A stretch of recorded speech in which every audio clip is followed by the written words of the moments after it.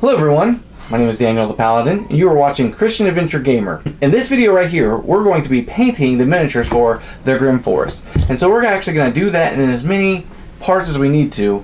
And so I'd like to get this done within at least 3 to maybe 4 parts. But I'm thinking what I'm going to do is try to do these in the early morning when I'm just having a cup of coffee. That way I'm focusing and still painting and stuff. But before I go any further with that, I want to talk about another contest that I'm running right now. This contest is for subscribers who are going to Gen Con. And so in the comments below, if you're a subscriber and you're going to Gen Con, say, I'm going.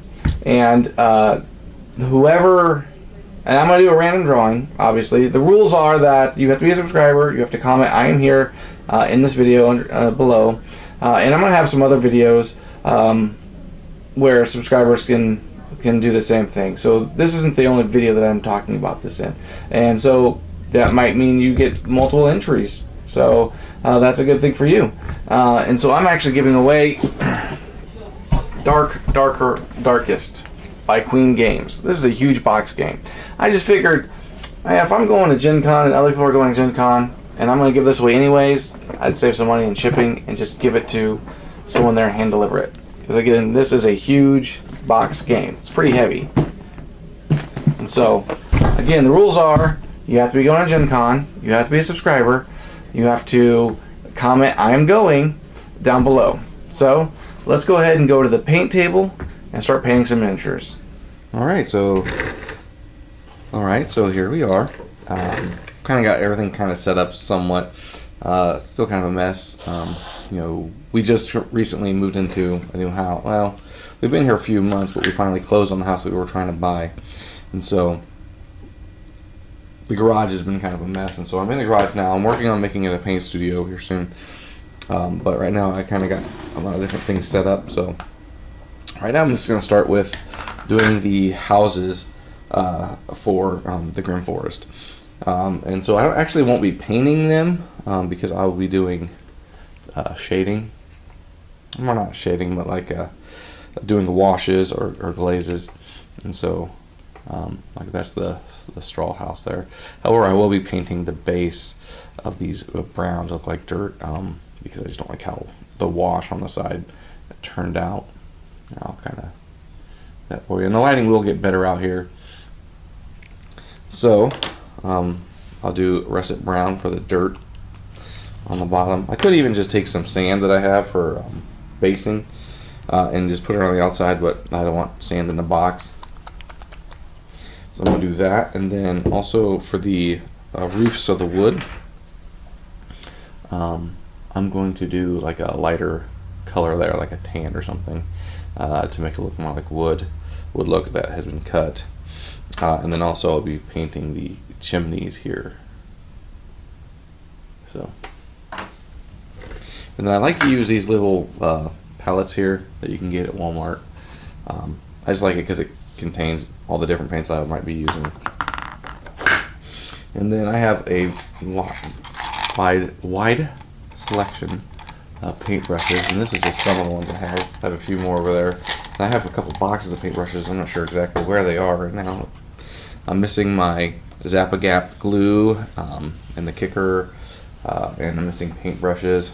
But anyways, let's get started. So I got the Nolan oil. I'll be using the shade Cassandra Yellow for the little straw houses. The brick, I'll be using the Nolan oil, and same thing with the wood houses. And then I had a tan right here. It's a golden shadow. If this is too light, I might just add a little bit of brown to it. So we gotta give it a good shake. Right now I'm just using Reaper paints. I have a variety of Reaper paints. I have Vallejo paints. I even have some Citadel paints. I think the Reaper paints are the cheapest. And they can be used for various things. A good starter paint, I think.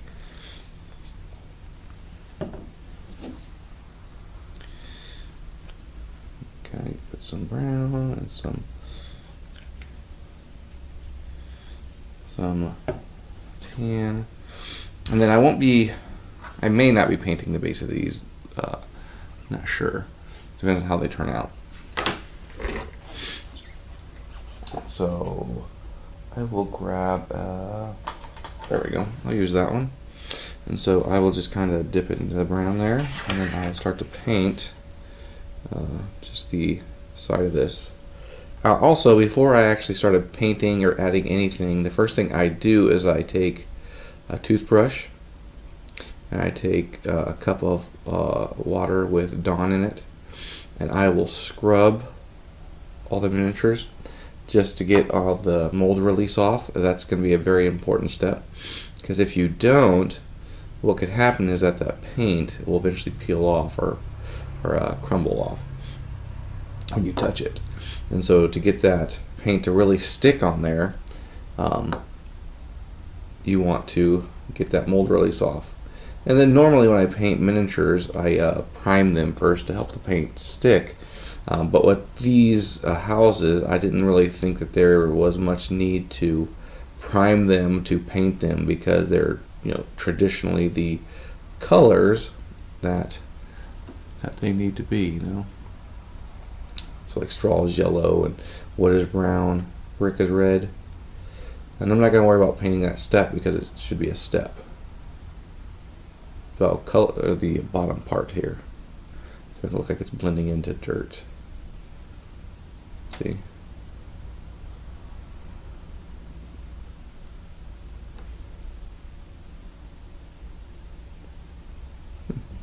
I'll set that one off to the side. And then here we go. I'll take this other one. I'll do this first to see if any of that wash kind of helps, because if you notice in the front here, there's some like little creases and stuff that the wash can get into, whereas on these other sides there's not. And so I'm also thinking about doing a series called Paint and Coffee, where I come out here in the mornings and actually just paint while I'm having a cup of coffee, giving some chatter to everyone that's watching. I'm not sure if that's appealing to anyone, but if it is, please put your comments below. That way, if you're having a cup of coffee yourself, you can just sit, enjoy my company, and watch me paint, learn how to paint, any kind of tips I have. I'm not a professional by any means, but I would like to someday become a really good professional painter. I also have an airbrush booth that I have not used much. I got it from Master Series, I think it's called. I got like a whole kit with paint, airbrush, I would say paintbrush, but airbrush, some airbrush paint, the booth, like a spray booth. I'd like to do a review of that, give my thoughts on it and stuff. I've used it, like I said, a few times. I think the paintbrushes or the airbrushes do really well. But obviously I'd really like one day to have like a Badger airbrush and do a review on a Badger airbrush, because I see them when I'm at Gen Con, or even when I went to Origins they were there. But man, I tell you what, they are expensive. And with me trying to buy games to do reviews and stuff, I don't have much budget for an airbrush paint, or for an airbrush gun. And it doesn't necessarily matter how dark or how thick the paint is here, because when I put the wash on, it's going to kind of help hide some of that.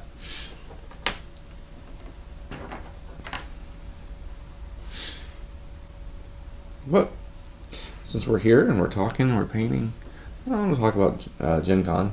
I'm very excited about Gen Con this year.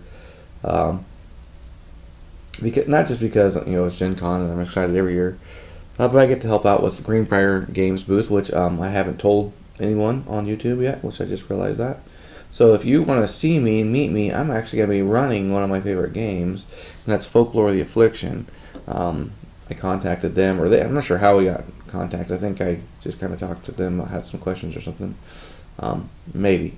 And then got talking into running some games for them. And I said, sure.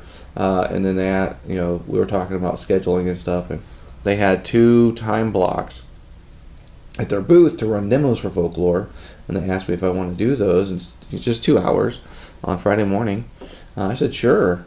So you'll catch me Friday morning at their booth, demoing Folklore. If it's a game that you haven't tried out and you're very interested in, I'd love to teach you how to play. You could also go to some of my videos that I've done on Folklore. I did like a whole series of going through all the rules, character building, and all that fun stuff.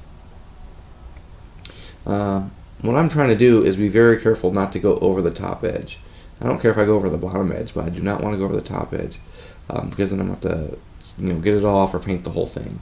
And I'm just trying to create this dirt illusion on the bottom. And then once I'm all done painting and putting the wash on it, I will probably put some kind of sealer. That's it, sealer. I'll put some sealer on it when I'm all done painting and washing.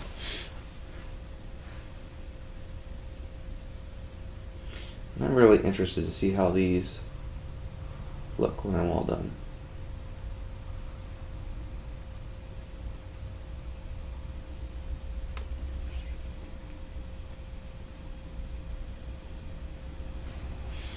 I've moved the camera, I need to move it back.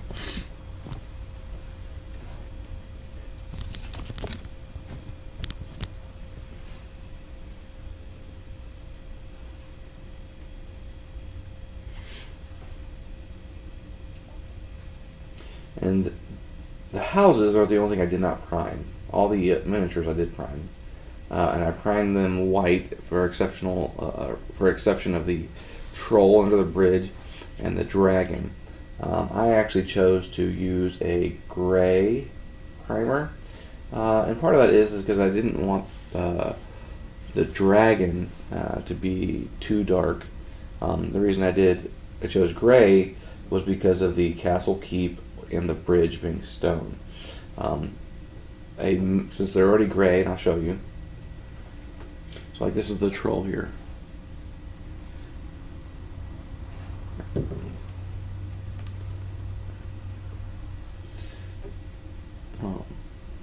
And because it's gray, I may just add wash to that, because it looks pretty good with just the gray primer.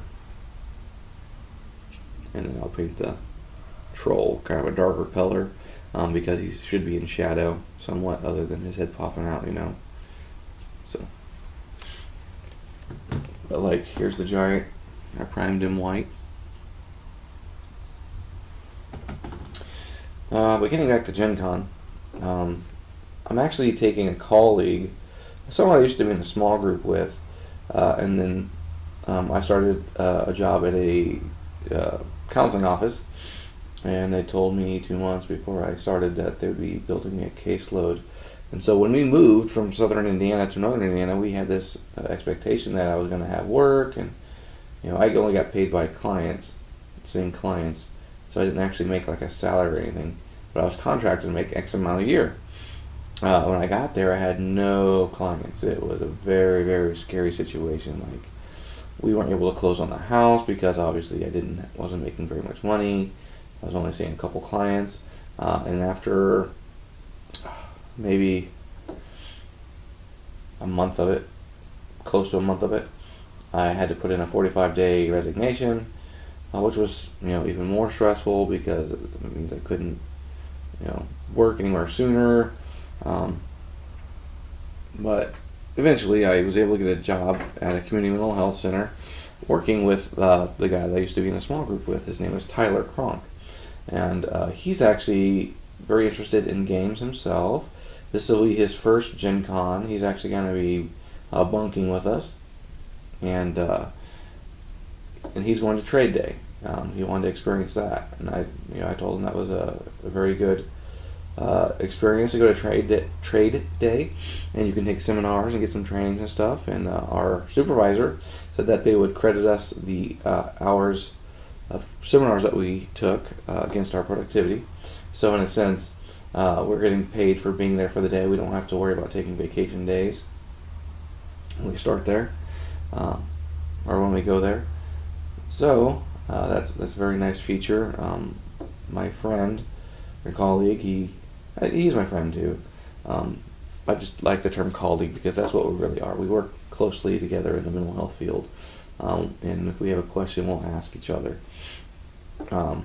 but he just seeing his excitement and going, and I just don't know what to tell him what to expect. I just told him, just I told him be prepared to have an experience. I mean that's the best thing I think you can do, is just be prepared to have an experience. And so if this is your first Gen Con going to, or if you are planning to go in the future, just be prepared to have an experience.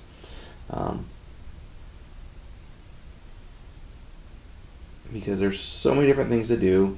I myself try to spend more time in the exhibit hall, demoing things, looking at things. This year I have a list of things that I'm really needing to get, or really wanting to get for my channel and for my practice. Drinking some coffee myself right now. And then this year I really want to stop and look at entrepreneurs. I want to try to look at those people that have these little games that they really want to be successful, but like no one wants to check them out. So like a couple years ago, I found Danger Danger Dinosaur, and that was an excellent game for what it is. It's a push your luck dice game, and it has some card aspect to it too. But if I wouldn't have been looking, I wouldn't have seen it. And the only reason I stopped to check it out, and you can see my review on that Danger Dinosaur too, because they will be at Gen Con. I've seen them at Origin, so that I know that they're still selling the game. I highly recommend checking it out. But the only reason I stopped to check it out is because, in our coupon books, we get these little coupons for free stuff, and so I was out trying to get all the free stuff I could. I stopped at this booth that was promising free dice for just whatever, like metal dice or something. When I got there, they didn't have any. The lady wasn't too friendly about it either. But the guy said, "Here, you can have one of these dice." And I said, "Oh, thank you." I had my daughter with me, my family with me. I thought for a second, like, this guy went out of his way to give us a dice that we couldn't use, for once, just out of the kindness of his heart. And I said, "What game do you have? What are you showing right now? I'd like to check it out."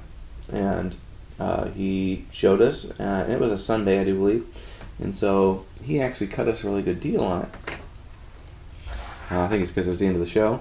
And we bought it, and I'm glad we did, because this is a game that not only that me and my daughter could have played, but now that I have a son and another daughter, when they get old enough, we can play that game with them, and that's going to be lots of fun.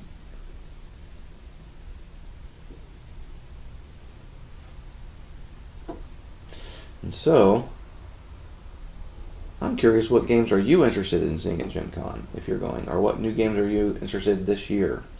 I've seen some really cool games going through the BGG of what games will be coming out. And so, there's one called Stonebound Saga. That one looks very interesting. It started out as a miniature game, but instead of using miniatures, they use cards. I think I'd rather have miniatures, just for the aesthetic feel and the visuals. I'm very visual and aesthetic. I like tactile, like touching things. So miniature games are great for me.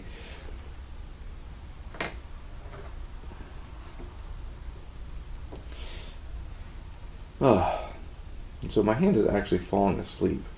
Part of that is because I have carpal tunnel. I worked in the factory for a few years, several years actually, and using guns and stuff, tools, does a number on your wrists. So just be mindful of that. If you guys ever work in a factory or use tools a lot, you want to stretch your wrists and hands as much as possible, because simple things like holding things become difficult. So I'm losing the sensation in my finger and my thumb because of it. And then when I reported it to them, to the factory I was working at, they obviously had some insurance guy call me, and he pretty much harassed me and told me that it's not their fault and that I must have fell off a ladder or something, and they refused to pay for any kind of surgery. So here I am, just dealing with it day by day. I think the hardest is talking on the phone for a long time. Sometimes it even gets difficult with carrying car seat.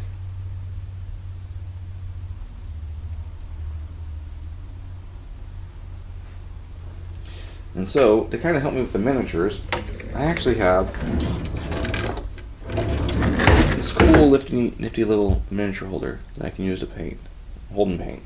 So I can actually hold it in various ways to kind of relax my hand and just use my fingers, because it's really when you clamp down with your thumb, because it causes tension, tightness here with carpal tunnel. And so if I can just hold it like that, that's going to help me a lot.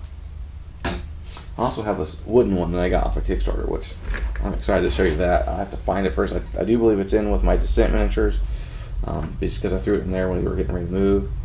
That thing is cool.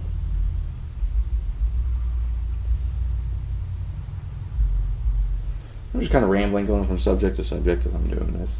Hopefully that's okay with you.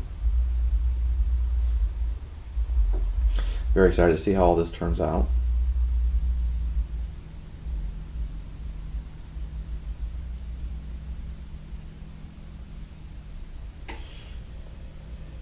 Trying to keep an eye on time. It is morning, and I'm having a cup of coffee, and I need to be getting ready for work out here soon. I gotta go to a training here in town, and so that's the nice thing about the place where I'm working at now, is I get lots of training.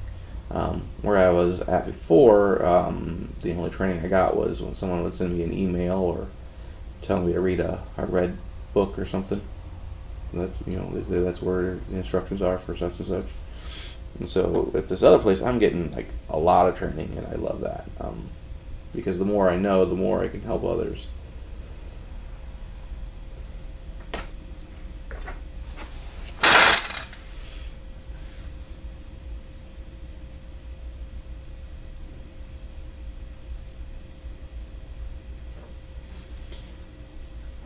Me and my colleague sat down Saturday afternoon, evening actually, and we were actually making a list of games that we want to present to our manager, supervisor, directors, our office director, I think is what you'd really call him, about buying certain games for the office to help with play therapy and therapy. And that's a lot of what I do. I use a lot of games with kids, and I'm sure you can use some games with adults, especially if they're slower, because they may learn better that way. It's engaging.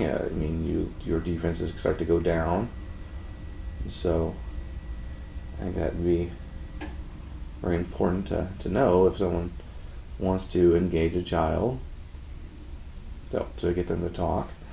Is use a game. That's a friendly way to get their minds off of whatever the problem is and make it easier to talk about.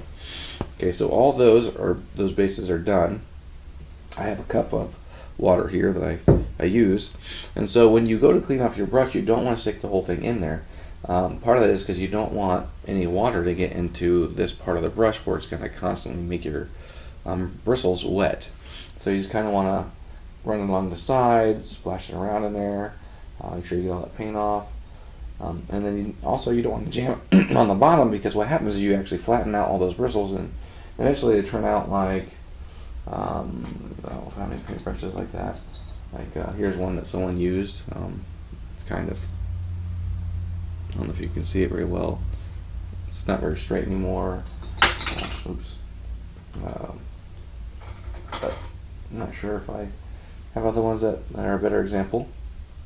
I try to keep my brushes as nice as possible, and then I just kind of run them like this to get all the paint off.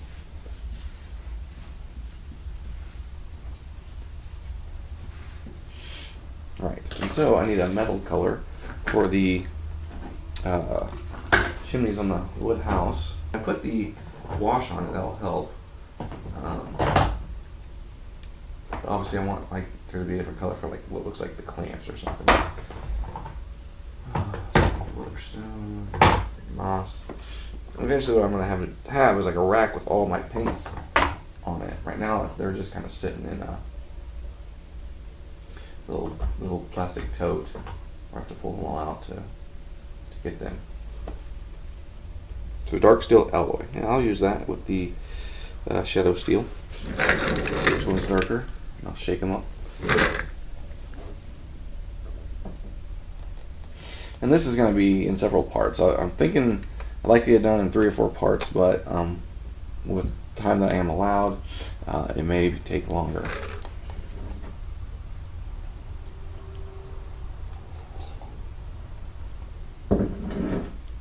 And so when I actually get a chance to upload this, I'm not sure what time it's going to be. So it might be in the afternoon.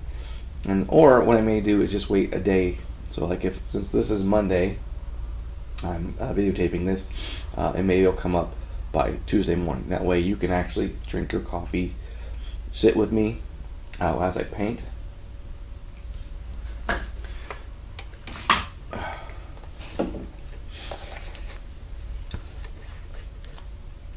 Actually, I think before I start doing that, I did pour out the paint for the roofs of the wood. So I think I can use that paintbrush. So make sure I got all the water off, or else it's going to make the paint run. And I don't want that effect right now. And so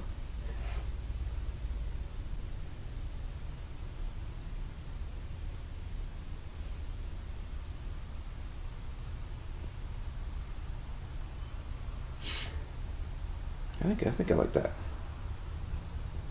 It blends in very well. I think it really makes it look like wood. I know that lighting isn't very good. What do you think?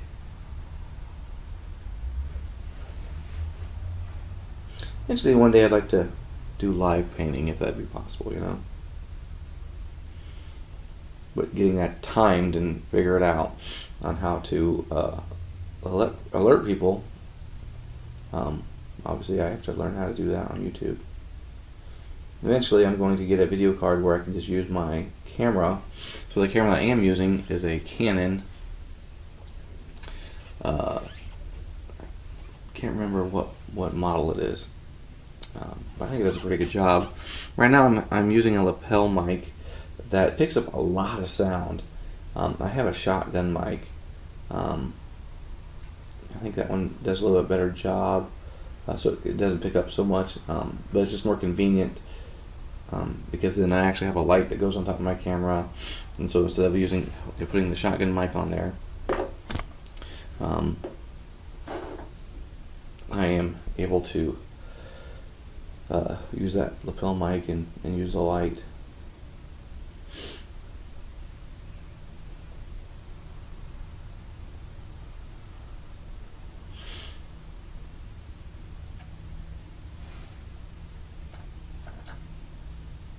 And I'm not really pressing hard. I'm just lightly, basically tapping and moving that paint around. That way, I don't have too much and it's going to run or it's going to look very odd. It looks like a raft, and so I think it's going to look really good with that wash on it.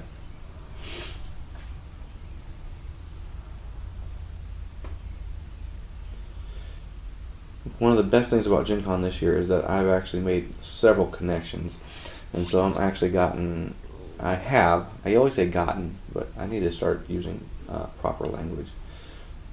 So I have several connections that I've made. So I'm meeting with various people. I get to have a pizza party with Greenbrier Games, which I'm not going to disclose the location of that, because that's not something I feel that I can do.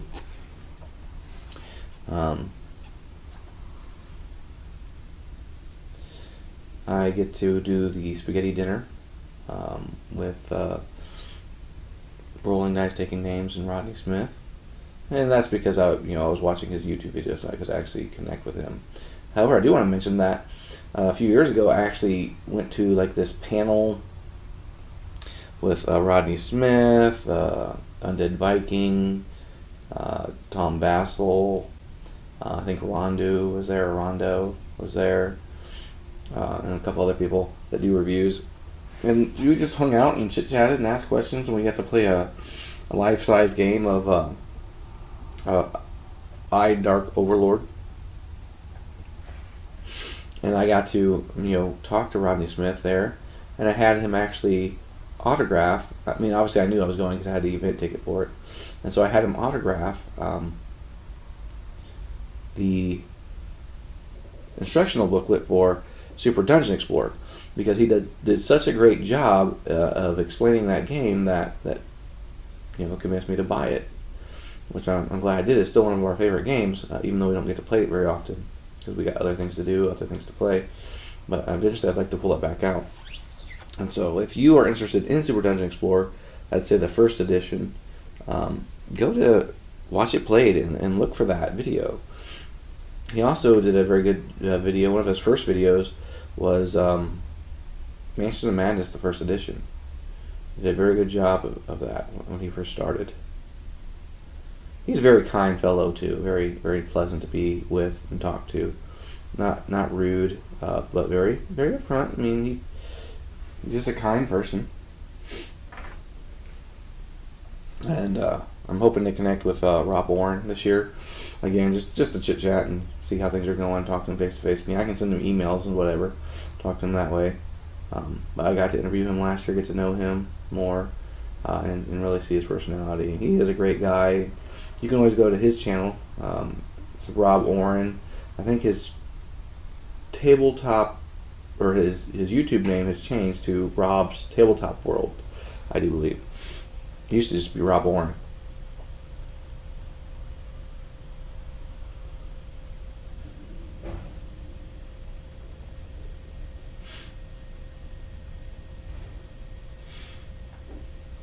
My favorite place to eat at during Gen Con is Hot Box Pizza. I think it's just for five. If you actually go down to the restaurant, which is like 5 or 6 blocks maybe from the convention center, you can get a really big slice of pizza and like a full order of breadsticks for $5. That's their lunch combo. Or if you don't want breadsticks, you can get a really, really big salad. You just have to buy a drink separate. And I think that is an awesome deal, especially for eating at a convention. And it's not that far away. Just walk straight down on Georgia Street, and you can find it.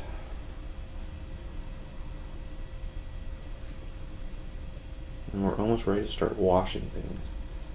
I just want to get these out of the way. And then I want to paint those chimneys.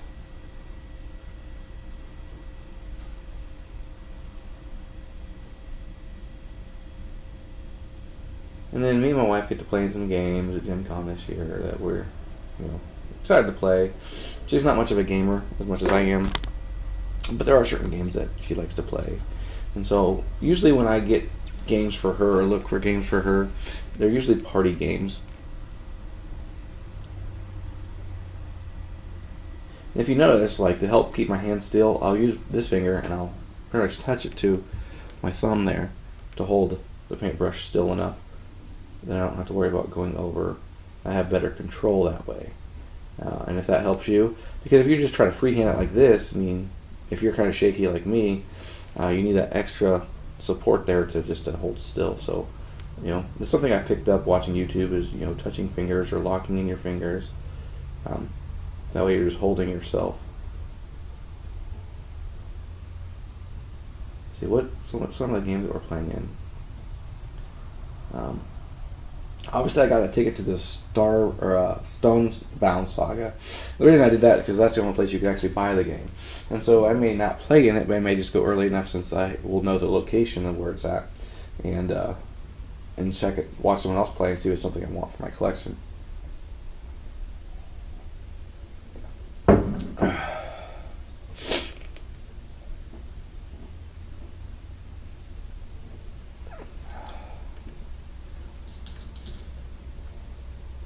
Try to get all the paint off.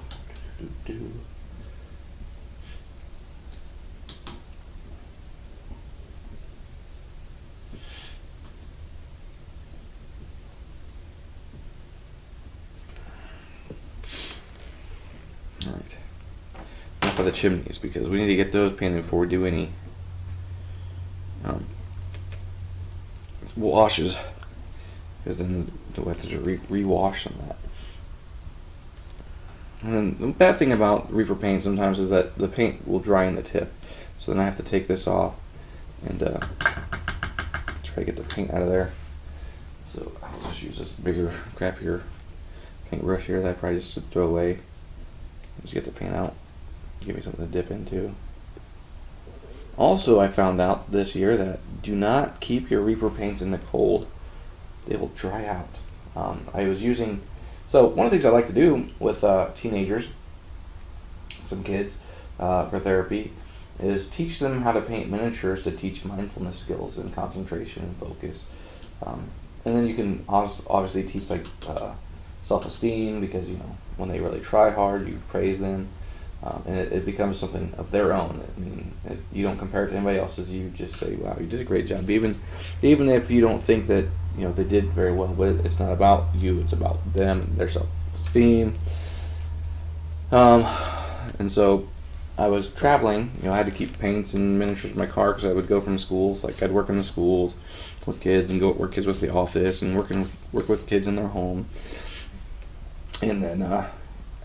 Keeping paints in the car, if you store them in there overnight and stuff, they dry out.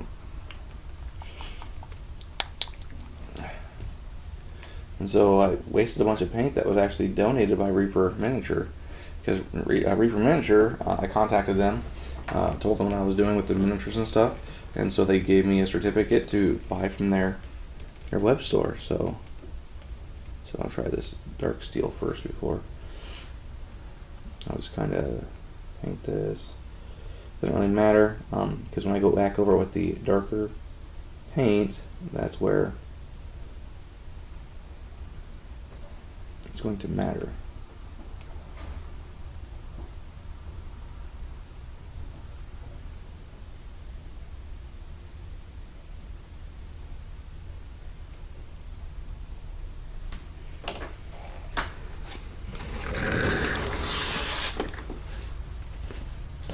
If you only brush with the grain, you're going to miss those cracks and crevices. So.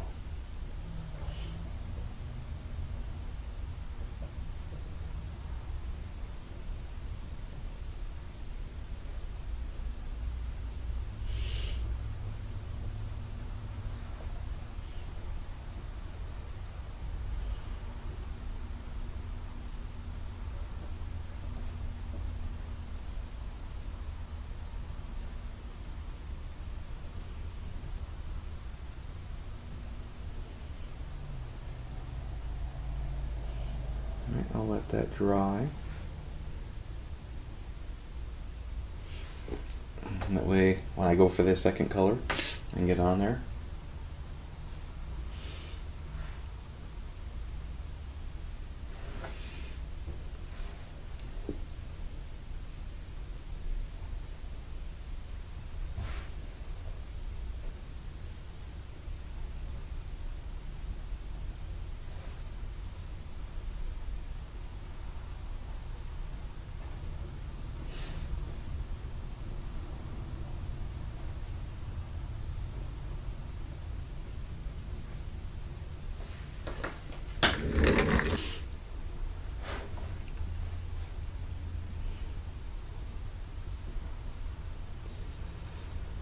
so me and my wife are going to play World Lord Hulk tournament this year. We're going to play Pathfinder. That's one game that I know we both really enjoy. The adventure card game, not necessarily the RPG. She doesn't really care for RPGs. I think for a couple years we played D&D together. It just didn't really work out very well for her. And so we just decided not to include those events for things that we would do. We were going to do a Dominion Championship tournament thing, but then we decided to go to the spaghetti dinner with rolling dice, taking names. And so we were going to do Thunderstone Quest, but since I have Thunderstone Quest, we don't have to do that, and we were actually going to try to rearrange our schedule so she could sleep in early mornings and stuff, since, especially since I'm helping out Friday morning with Greenbrier Games.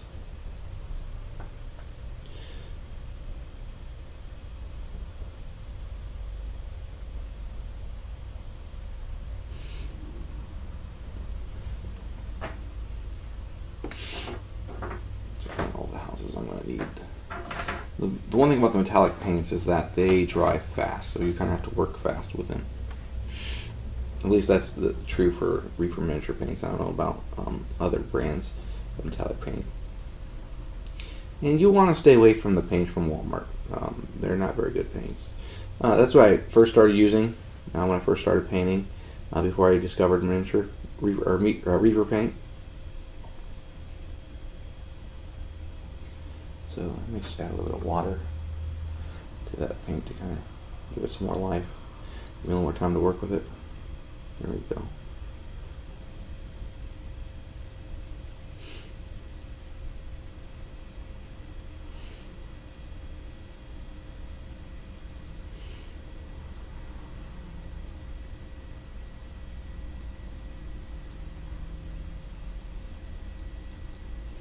And I added water by just dipping the brush in water and then mixing it around in the paint.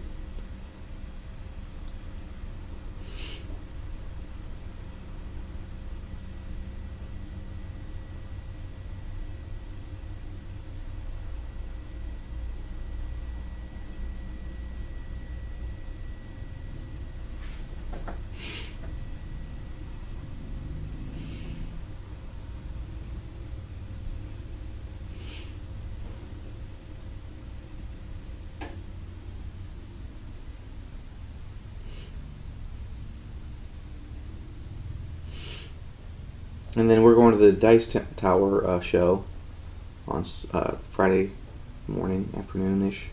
It's at noon. It goes till 2. I've been to it the last 3 years, 3 years. Definitely a great show. It's actually been like 3 or 4 years that I've went to the Dice Tower show. It's fun. It's engaging. They do giveaways. They just have a lot of fun with what they do. I've actually met Tom Vassell at his booth, not like one-on-one or anything. Found out that he is. I mean, at the time when he was talking to me, he said he was a youth pastor. And so I'm not sure if he is still, because as much as they do for the Dice Tower and stuff, so I'm not sure how much time he actually has to prepare and be ready to give sermons to the teenagers or kids and stuff.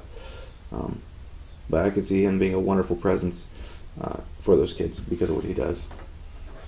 Very engaging with kids, games and stuff. And so definitely check them out. Z Garcia usually there. Sam Healy's usually there. I'm not sure, if Sam Healy will be there this year. I know that there was some talk about some things going on in Sam's life, which I have no clue what they are, and it's none of my business. And I know that he couldn't participate in some things this year for the Dice Tower. And so just hopefully everything's going well with him now, and they've gotten things worked out and their family or whatever. I'd like to see him there. He's a funny guy. And then you can always check out the Dice Tower booth. I mean, like all the Dice Tower are usually there.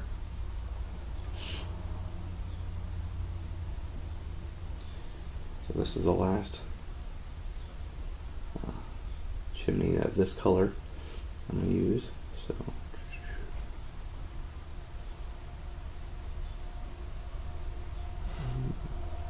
and I'm going to get more light in here. Definitely some more spotlights and stuff for when I paint, because the lighting in here is not that good, and I got window coming in from the window, light coming in from the window, which is actually doing a better job than the light bulbs in the garage.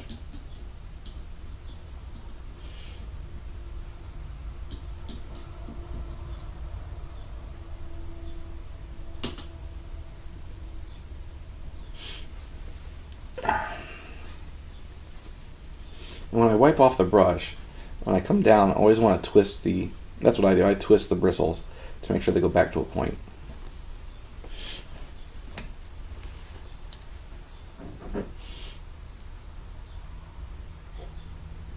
Alright, so use this other metal color. And then there's this little ring that's coming out of the house. I'm going to paint that with this color.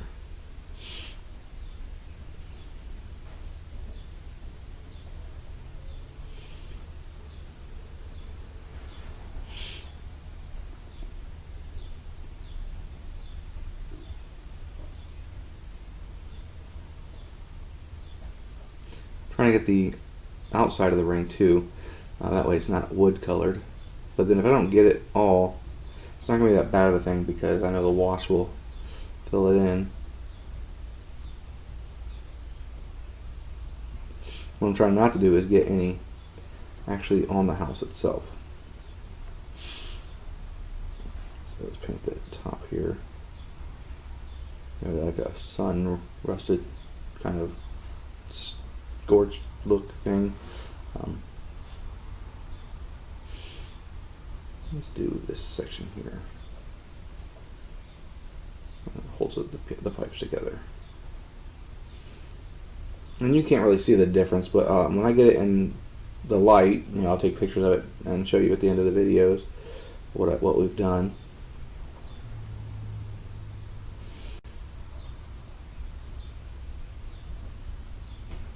And we're almost out of time, so I'm really trying to hurry with getting this to the place where we can get some wash on. I'm almost out of time, but it doesn't mean like this video is over. I can always go to work, come back, and start washing, which I may have to do, and then complete this video. That way I don't have to do as many parts. And I got a little bit on the wood, and so what I can actually do is take my fingernail and kind of push it. Push it back on, and when I put that wash on, it's going to hide it too. And that's kind of like the bad thing about not using paint on the whole thing, because I'm working with the raw color of the plastic, and so if I make a mistake, I really have to try to get that off there or find some way to blend it in as best I can, because if not, it's really going to show. A good thing it's a brown and not like a green or a purple or a bright red or something where it's really going to stick out, because I'm just going to add wash to this, which is going to get into those cracks and crevices of the wood looking grain. And yeah, there we go. It's really, I think that makes it pop. Makes it pop a lot. And then obviously the top here, it's been out in the sun too long.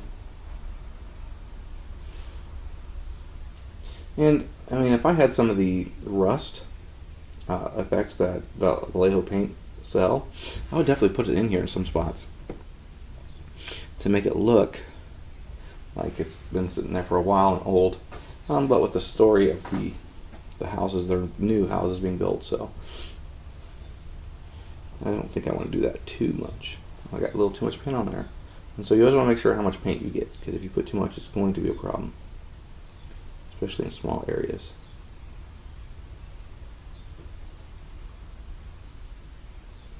Okay. I'll push that back up.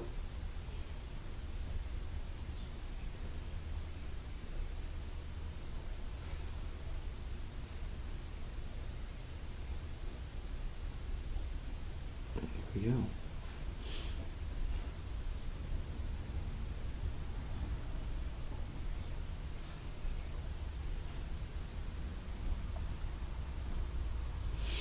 And also, I learned a lot of techniques from watching Will Friedle paint on Alpha. That's called Painter's Guild. And so Will Friedle, if anyone remembers the old show Boy Meets World, so Corey Matthews, which was played by one of the Savages, I think it's Ben Savage, it's Fred Savage, I think is the older one, so Ben Savage. His older brother Eric was played by Will Friedle. And so I'm going to this masquerade ball that's hosted by Geek and Sundry, which who does the Alpha thing, and that's how I got an invite, is because I subscribed to Alpha, and I just think it would be really cool if Will Friedle would be there and I could meet him, but he was not on the list of hosts or guests, so I don't expect him to be there. I'm just saying that would be really cool though if he did, because I learned a lot of really cool techniques from the master painters that he actually had on his show. And he's not a professional painter by any means, so he's learning himself in all those videos, learning all the different techniques. And the first miniature he actually painted, he actually just used marker, and it was horrible. But I think that was the point, that he didn't know how to paint, he didn't know what he was doing, so he just used a marker.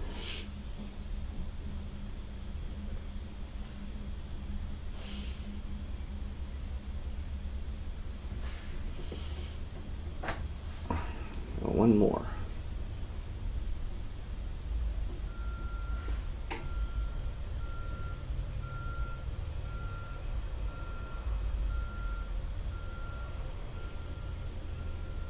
If you do make a mistake, you want to get it off as soon as you can so it doesn't have a chance to start drying.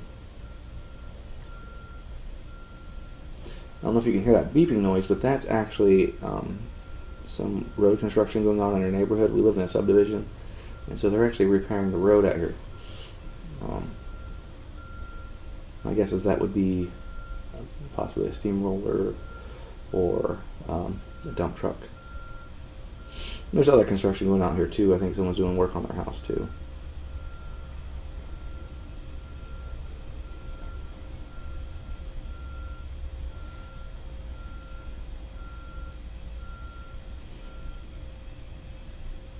Alright. Whew. I'll start washing some before we have to turn it off.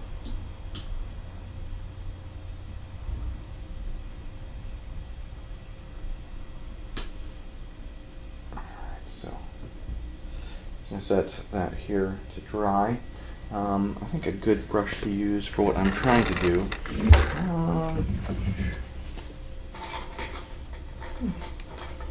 Let's try using this.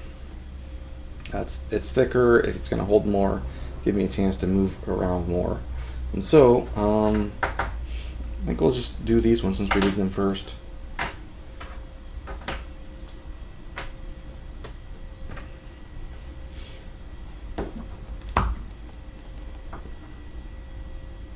So what I do is I actually dip it in here to get some, and then this little backsplash thing here, I'll dip on to get any excess off. I don't have too much, and then since I didn't really like how this turned out here, I will go ahead and there we go. I just really need worry about getting wash on the front here because that's the only place that has that grain on there. And then I'll just set that off to the side to dry. Dip, remove the excess, and just kind of. And one thing about wash is that you don't necessarily have to worry about it too much because it fills into the cracks and crevices real nice. If you want a really good look, I mean, you can have extra on there, but if you have too much, it's going to take up a lot of space, a lot of that grain, so it's not going to do a very good job of filling it in because it's just going to be covering up mostly. And so I don't see if you can see what I'm doing there, but I'm just taking that wash and I'm moving it over the cracks and crevices to fill in to make it look like they're standing out, the rocks and their dirt and here. And it's not going to matter so much that I'm doing this as an individual piece, but when I put the hut on it, because basically that's what you're making is a straw hut, it's going to hide some of this center stuff that has no grain, and you're going to see all these little bricks and crevices and stuff. And that's what I really care about.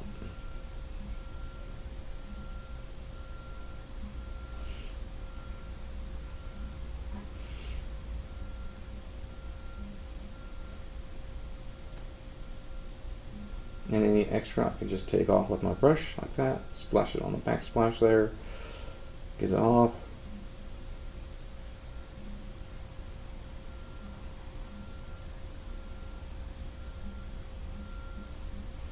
Anything else I can just kind of move around. So there's another one done. And this process just moves along really fast. And I can just take whatever's hanging on to the backsplash there and just kind of put it on my brush. And again, you want to go into the cracks and crevices.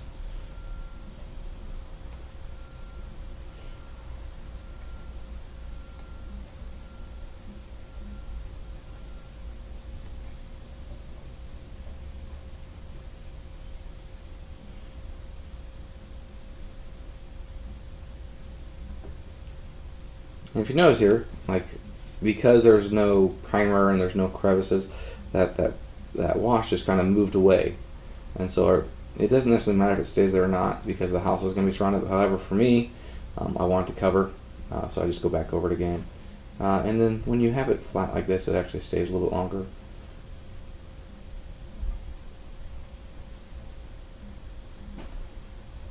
So, and then when it dries, obviously some of the other wash on it will start to get sticky and stuff. So, and you can just touch it up if you need to. I want more in the stairs there to make them really pop out there. Not too much though. See? That. So hit the stairs first, that way I know it's in there, and then I can just move it out with my brush, so I can start moving it out now.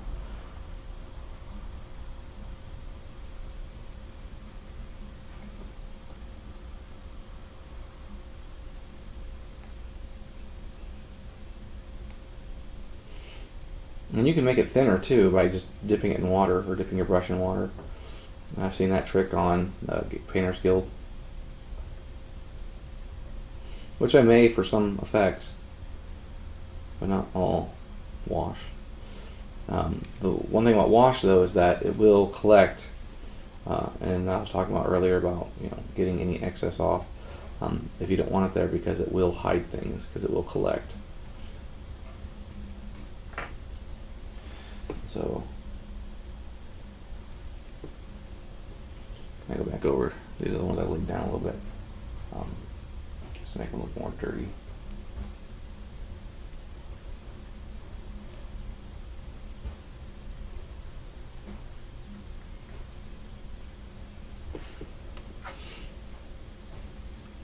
Again, then the stairs first. Going over.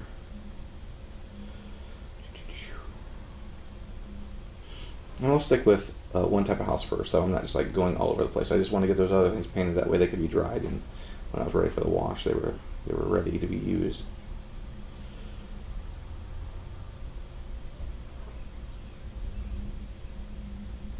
And the brown, I think, will turn out much better, because obviously it's a darker color. So like with the yellow, I'm using this dark color just to symbolize dirty brown and stuff, where I probably could have used the Cassandra yellow, but like again, I like things looking as accurate as possible for some weird reason, and so being dirt and stuff to me makes more sense. And then adding the yellow for highlights for the straw makes more sense for the roof and the walls, since the floor technically isn't made of straw. But something I could do is get some little straw and break it up real finely, and then glue it to the base here to give it that straw look, which I may do over time, who knows.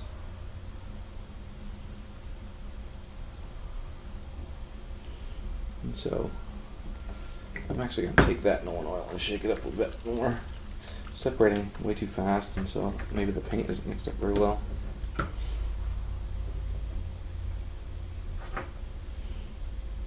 Now let's try it. Get rid of some extra. There we go, that's better. And like I said, if it separates, if you let it dry, you can always go back over it later. And take some of that extra off there. Just work it in. So, boom. Alright, then I can close the Nolan oil. Make sure I can get some of that extra off there and just kind of move it around, manipulate it.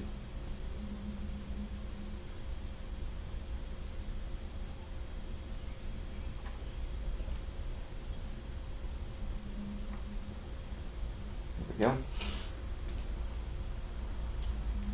Get some of that Nolan oil off there.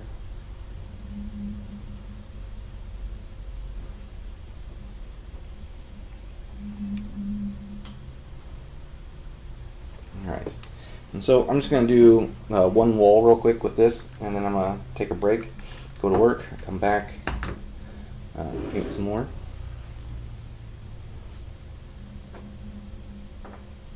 And so with this one, I actually turn this upside down, so that way it runs into the grains.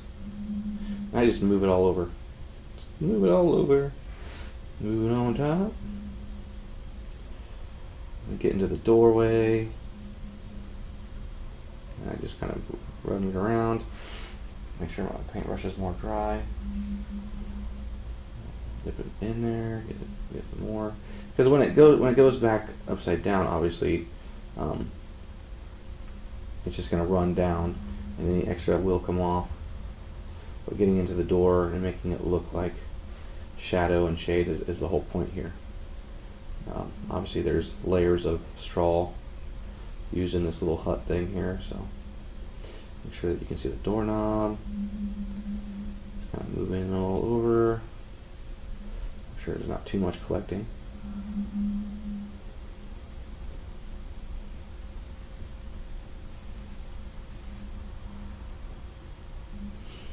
And when I do if I do, and I want to know what you guys' comments are on, doing paint and coffee. My thoughts are that, when I have to get ready for work, that's just the end of the video. That way I'm not using up too much of anybody's time and too much of my own. That way I'm not coming back and trying to finish something I started, unless something really bugs me. So, I'm back to where I started. So just kind of going back around, making sure that it's all blended in. So I got some parts here that are heavier. So I just kind of take that and move it over here where it's a little lighter. Moving over, get back in there, get there on top. And so right there it's starting to collect. So I'll take that off. You can see that. And so the doorway where it's really starting to collect needs to come down. And moving over the top. I'll just set that down there. It's all over my finger, which is not a big deal. But then I need to make sure I can get it where I was holding it and make sure that I got that blended in there very well. There's not like fingerprints. Yeah, just kind of dip that there. Actually, I'll let that dry right on that rag. So, alright, I'm going to go to work and come back and we'll finish these houses. 10 hours later. So, here I am off of work. A little bit of time left as my kids are making all sorts of noise. And I'll try to finish all these little huts here.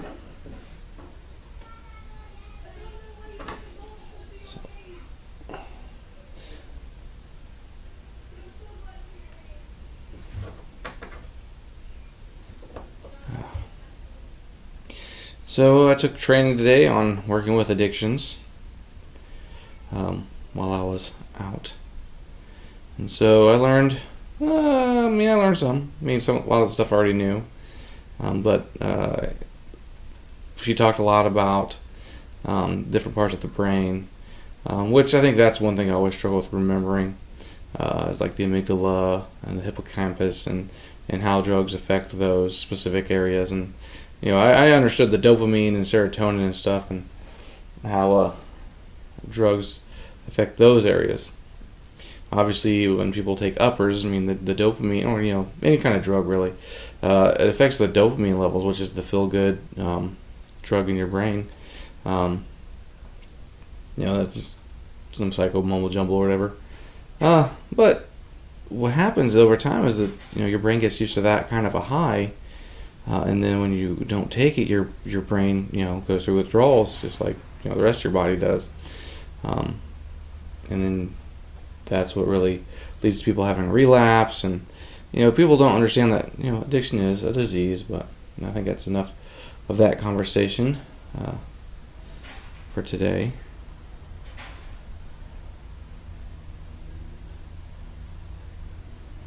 So I'm really trying to spread this out. The last house I did in a rush. And I kind of got a little thick in the doorway because it's all dried. So dab that, pick that up, and obviously I want to try to go that way with it. Now that I got it all in there, I want to go around and make sure that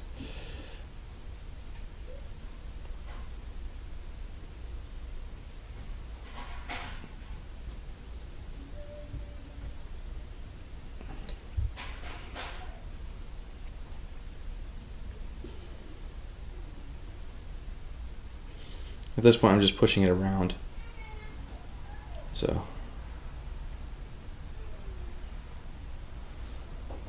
So like this is the one I did earlier. I don't know if you can see or not, but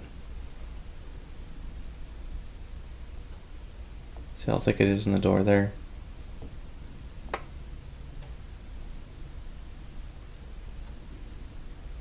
So I'm trying to prevent that from happening. Again, a little place there, that little light in there too.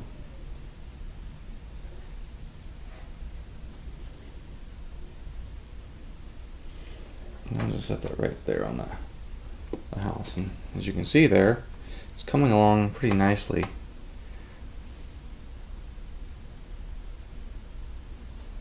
And so like if I take this little hut there,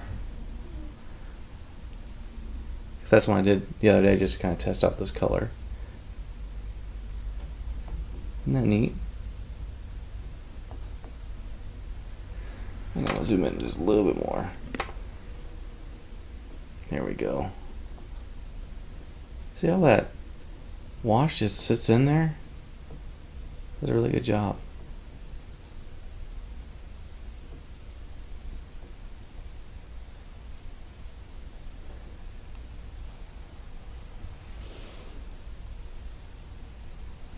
So I guess I can just leave it on there like so, and then I have this one that I did the other day. Get it right there a little bit, and then I'm just set it right there. That way we're building them as they go. And this one I won't set on there because it's so wet.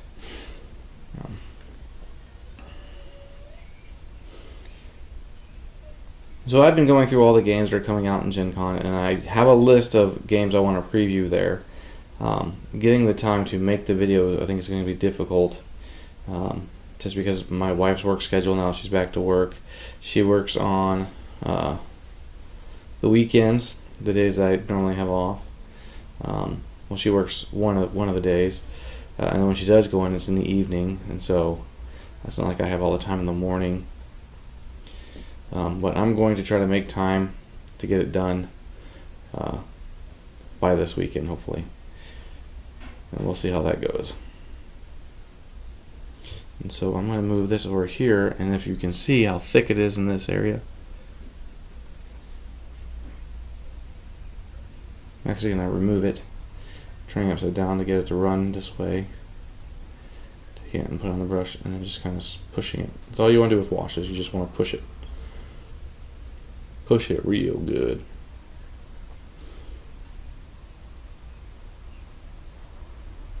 Because all I'm really trying to get is in the cracks and crevices of the straw. I mean, I'm sure it'd be doing a much better job of sticking to the paint if I was to have painted it. Should I say that it would have done a much better job of sticking to the miniature, not the paint, if I had painted it. Because it had something more to stick to, and since I'm just doing this on the plastic itself, obviously it's a little more slippery. But obviously I washed them with Dawn and a toothbrush to get all the mold really soft, so that way you have a better chance of sticking.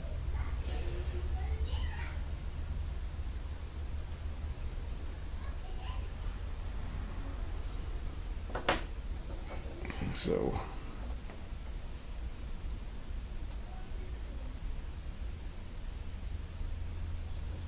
let's do that.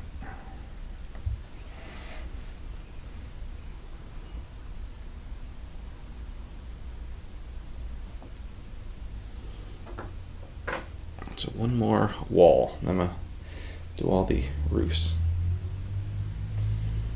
It doesn't take wash too long to dry either.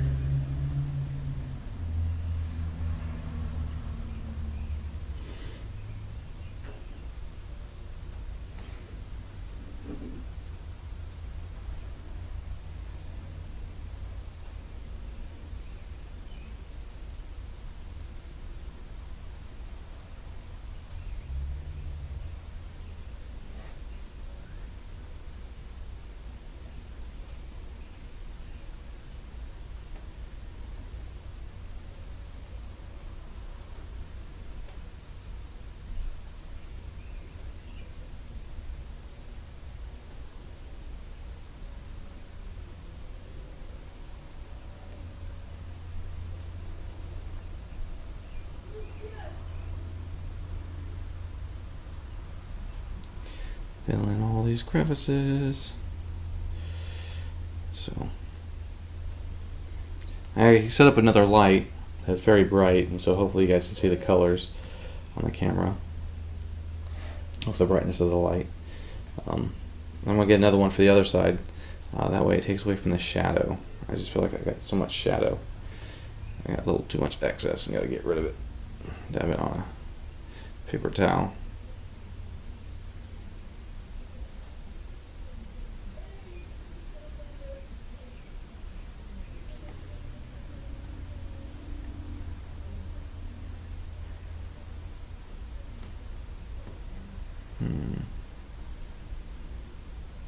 A little too thick there. Gotta get rid of some of that. There we go. Dabbing it off, and then kind of just blend it in.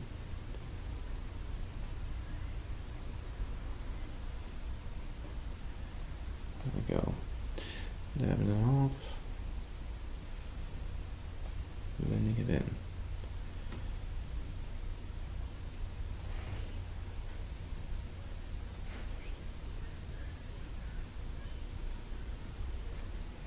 Alright, so I got all the walls done. Now, time for the roof. And so I think this is going to be really good looking.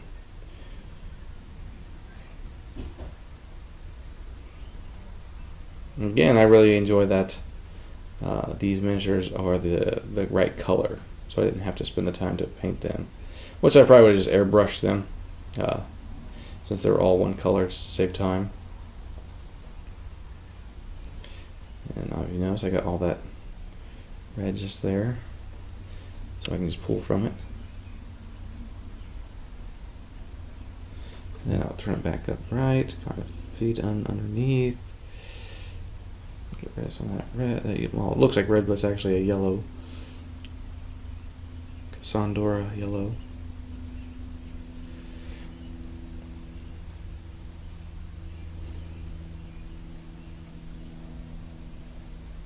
Get rid of excess.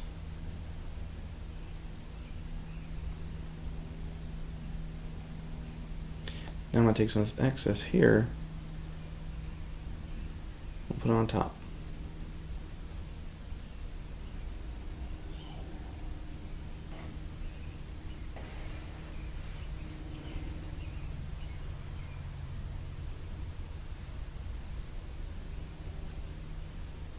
Alright, that one is done.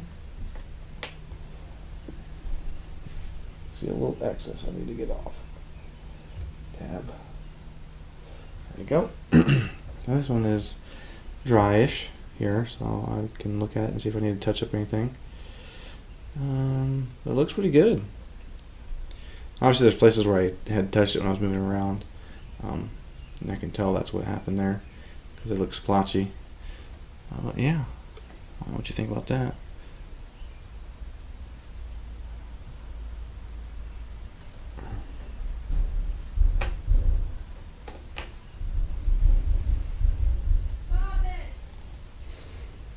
Got kids fighting in there, it sounds like. 13-year-old versus a 2-year-old. Wonder who win. I will.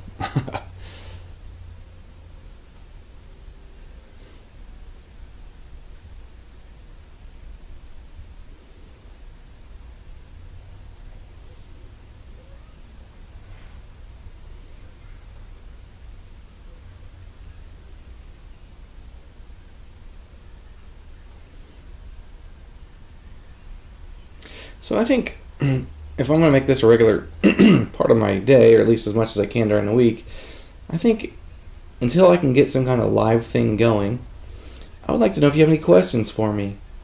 Maybe about some of my interests, something about me, my line of work.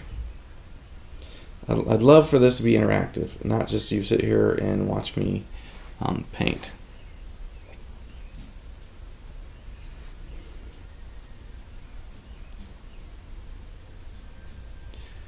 I want you to get to know me. I am a real person.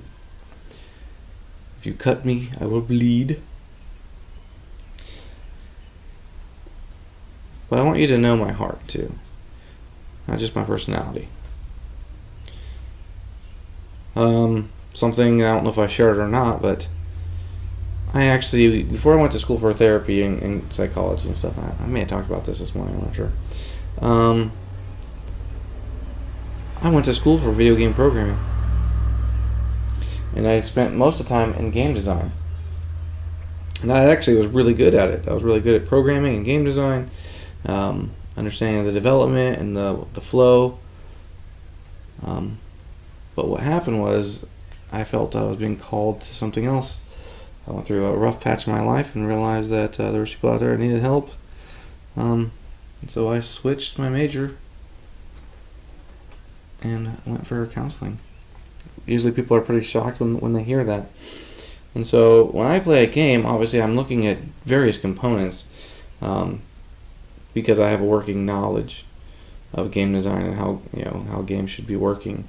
One of the first things they teach you in video game programming essentials, as you learn game design and stuff too, is that your video game, any kind of video game you create, you should make a board game to test the perimeters, test the rules, test the logic in the game. So a lot of times developers kind of do that. I mean, probably not as many as they probably should, but they should make a board game out of their video game, just to see how the game should work, what boundaries and limits the game will have.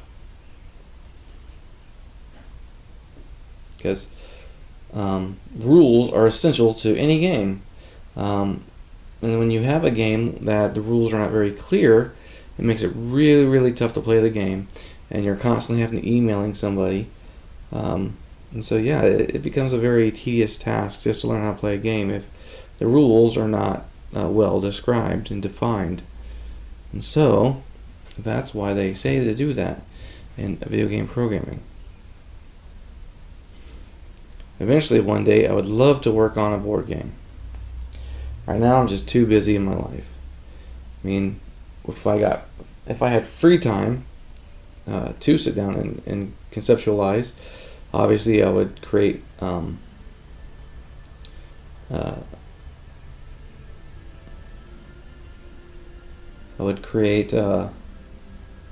like the project idea, like rough draft it and design it. And I try to design the game around the idea instead of just working with what I want. Come up with an idea and then see what would work best. I mean, I see so many games that have just too much going on in it. A miniature game with worker placement, and it's just like, I mean, I can see how that works, but it just makes the game that much longer. And some people just really like short games because they just want to get in and get out and play, you know?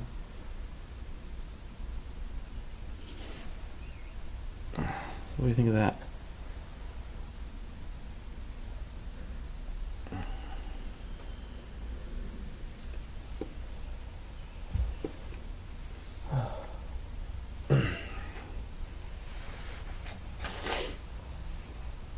I think it'd be real. I have an idea for a game, and it's based off a video game series. And this video game series I played since I was a kid when it came out in the NES, and it has developed and grown throughout the many, many years. And this is one game that I just wish that somebody would make a board game of. And I'm not really sure if I want to share my idea totally, just because I want to protect that idea. But obviously, I have no place right now to make any kind of game. I have no money. I have barely any time. But perhaps I can just come up with some kind of concept for the game premise, and then see about getting the rights for it. Talk to the right people, pitch in my idea. Because I think a game of it would be very, very beneficial, very lucrative, because it has such a fan base. Also, I think it'd be really cool if Fantasy Flight would actually make a Descent RPG game. I understand that they're doing a lot of Runebound Universe stuff, and they have this storytelling kind of RPG game. I mean, it's very linear, from what I understand. But I think and it's all like card driven. I think there's no miniatures involved. But with Descent having such a cult following and such a popularity that has grown over the many years, I think that Fantasy Flight should build a whole RPG world around Descent and the Runebound universe. I would definitely eat that up because I have a bunch of miniatures from all the various games that they've created for the Runebound universe. Mostly just obviously Descent, and then Dungeon Quest Dungeon Quest. All right, so we're done with that color finally. So just gonna set that brush down, grab a different brush, and we will start with. We'll do the wood just to see how that turns out. So get a base here. Make sure it's good and shooken up first.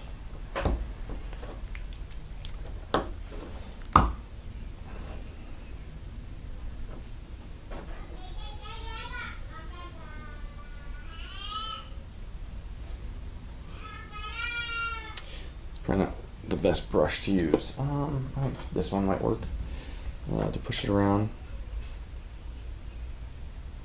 I think it may pick up way too much, actually. So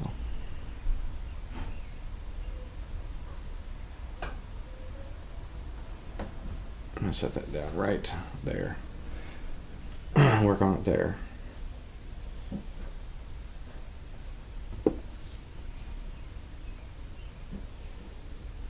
I'm trying not to get on these sides over here because there's just not very much, and I didn't obviously paint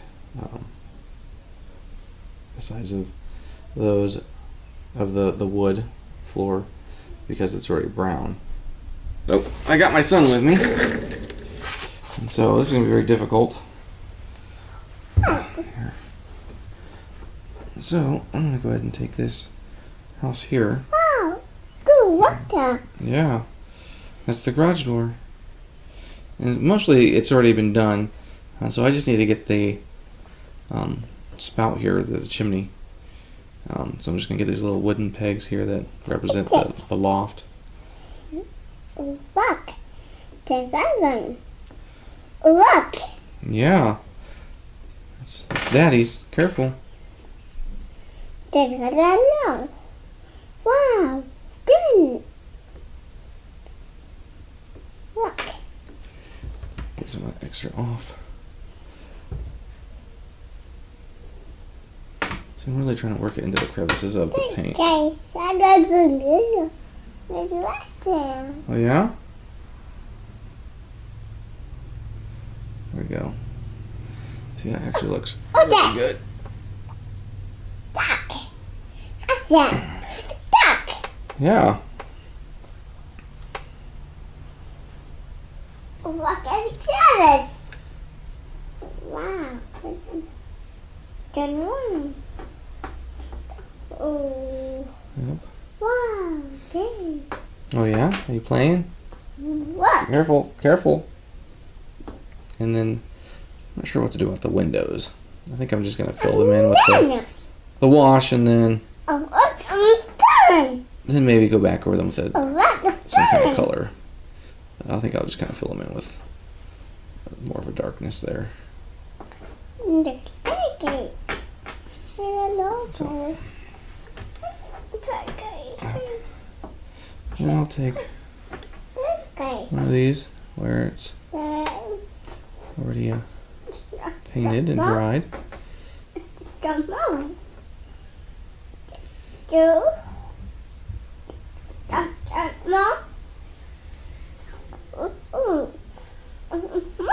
Oh yeah? There's more. No.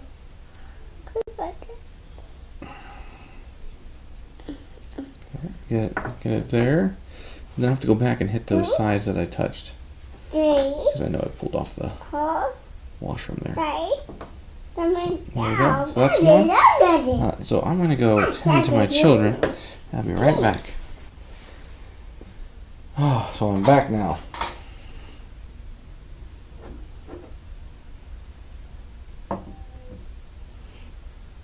Actually, it has some really cool purple shade too.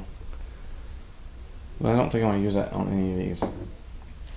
I'm going to use the good old Nolan oil. I use this a lot, and so I buy it in a lot of quantities. So I got one there, and that's Seraphim Sepia. I think I have another one somewhere else. Nolan oil is probably the number one wash I use the majority of the time. I even have some black wash from Reefer Paint. It's not as nice as the Nolan oil because I like the bottle. I mean, you can dip in there, you can get any excess off. But yeah. So let's make sure that's shaking really good.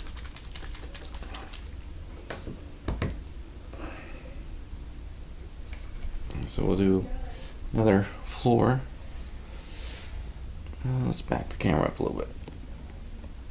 There we go.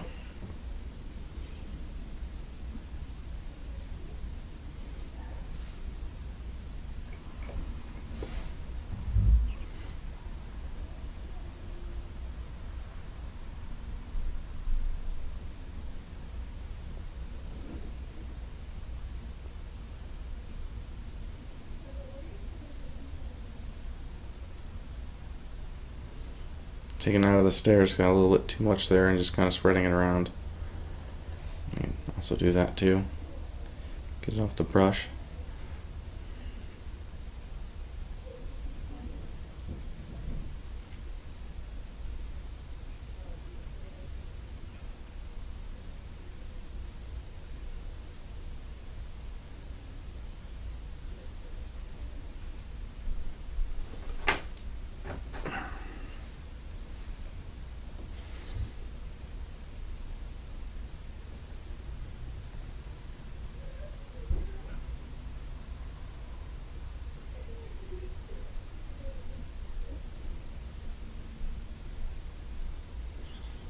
So I think I'm most excited about painting the pigs.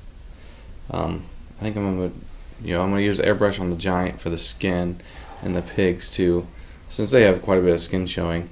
I think that'd just be the easiest route to go because I have some really cool colors I can use. Like I have a flesh tone for the airbrush, and I have like this pink that I can mix with the flesh tone for the pig skin. So hoping that turns out pretty good.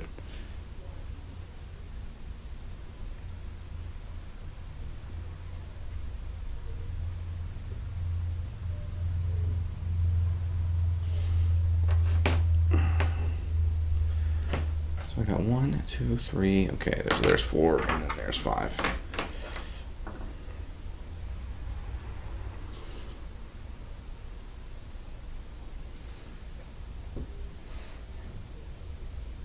A little too much.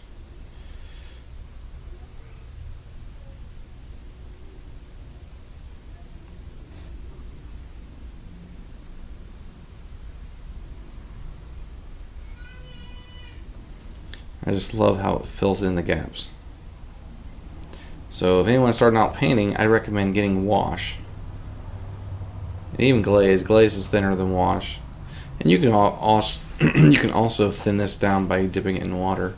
But I want it this thick so I can work with it.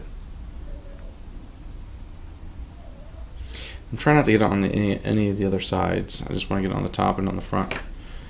So I kind of want to just brush that where it kind of ran off.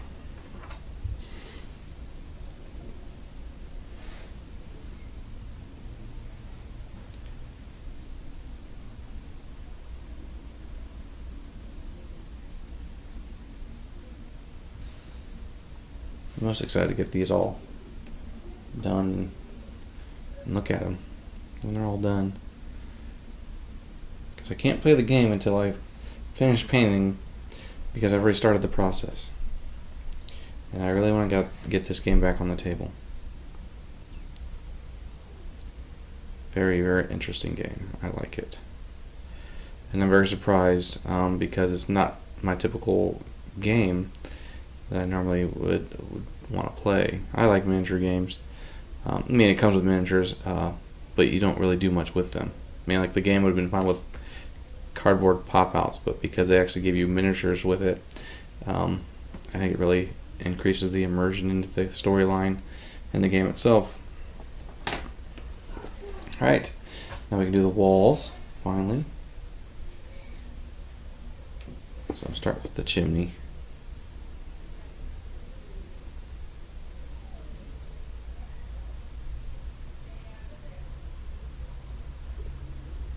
Pretty nice.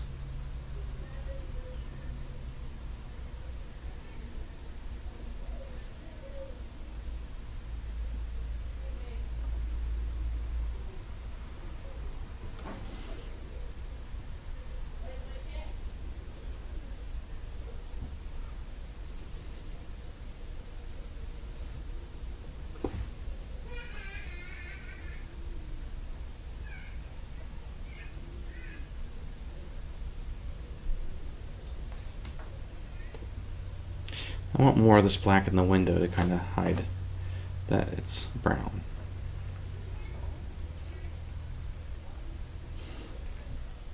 And then maybe later I'll color it with like some blue or white or something.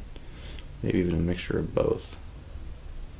I think this Nolan oil looks really great on these walls here because they did such a great job with the model itself. And so I don't know if you can see that. See how much it pops? Here's one that I have not painted yet. So there's the door. And there's with the Nolan oil. So it really makes it pop out.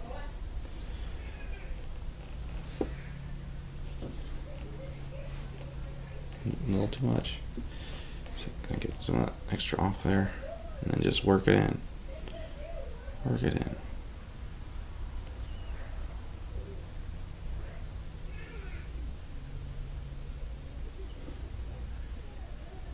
And I obviously touched it when I moved it around.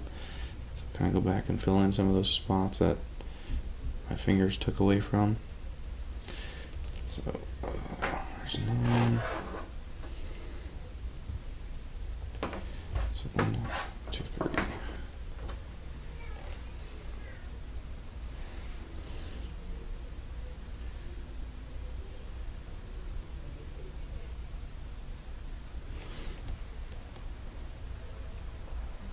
I'm trying to put a little thicker around the base of this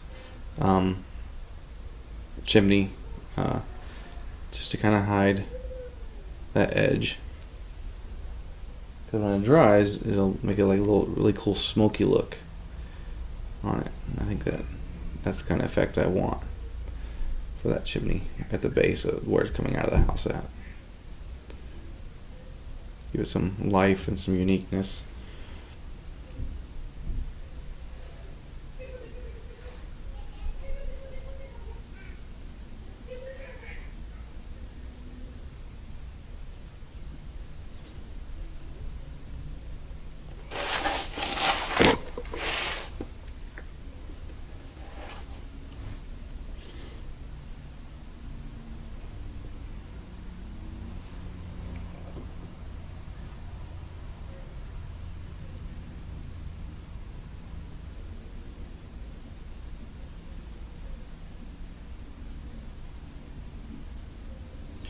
So this process is actually going to go really fast because all it is just filling in space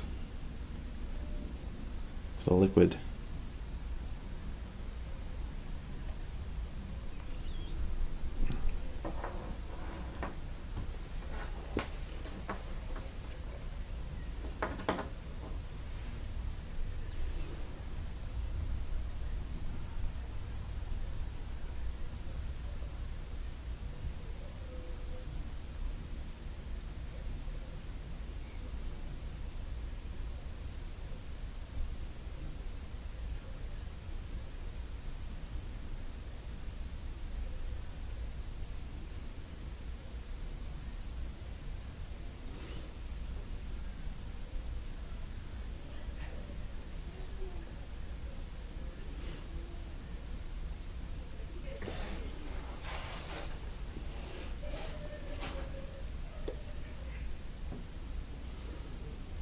Ooh, that's a little too much.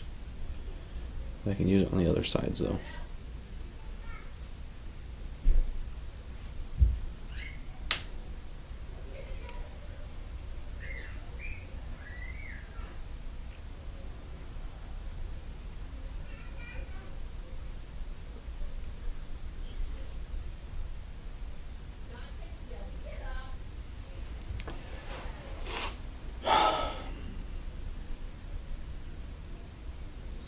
I should have some radio going, some background music. I think that would be very nice.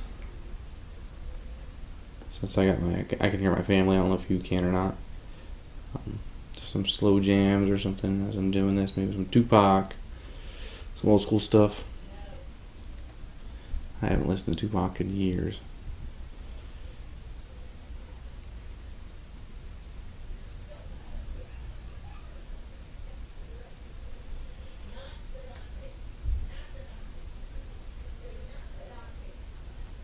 There we go.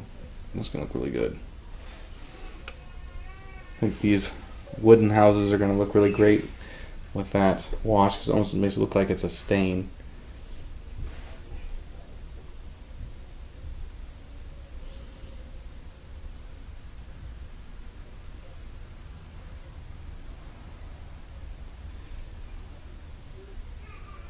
I think it would be really nice if I actually had someone here that I could teach how to paint. That way we have some extra chatter going on in these moments of quietness. I don't speak very much. My cousin said he was very interested in learning how to paint, but he's never come over. So I had a friend too that was painting with me for a little bit, but then stopped kind of coming around. So I don't know if life just got busy or what.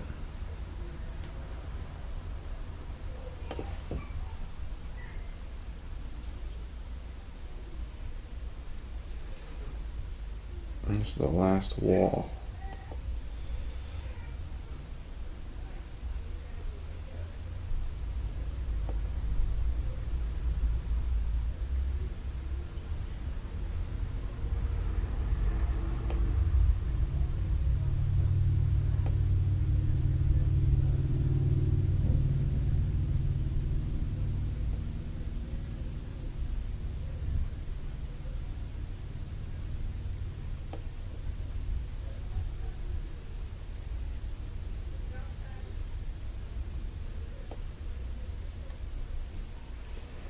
So that's 1, 2, 3, 4, 5. Now get the roofs.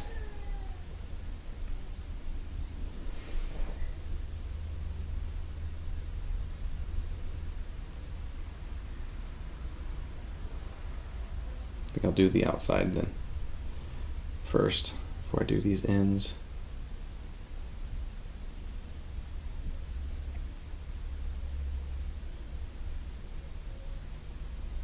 This is probably where I should have it like on a little paint or miniature holder. That way I don't have to worry about getting paint all over my fingers.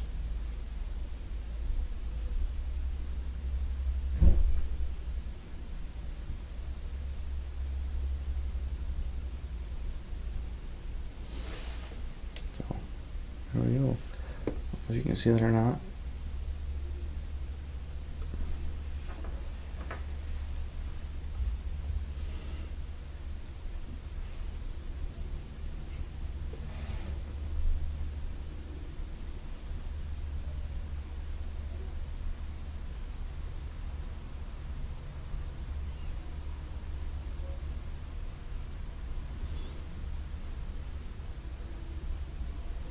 I think that color that I chose works out pretty well to make it look like it's the ends of wood that have been cut off.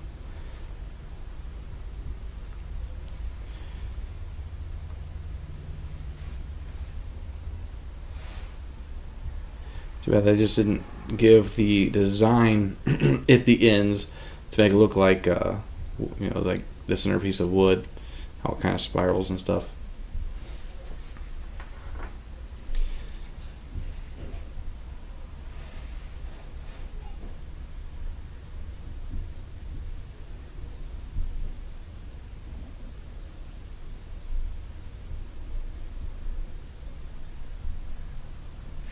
I know a lot of people use this technique with, just using wash on war games a lot of the time. Like maybe even like Robotech or something. Where they, the miniatures already have certain color plastic, and they just add a wash just to give it a highlights and stuff. So 1, 2, 3, 4, 5. All right. And I think it really gives it a log cabin look.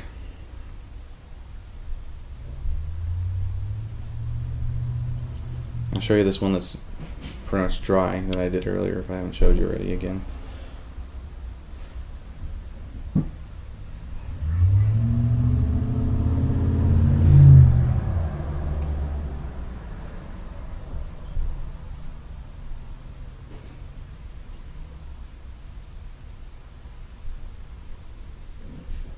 Alright, so as that's drying, so this is the one I did earlier.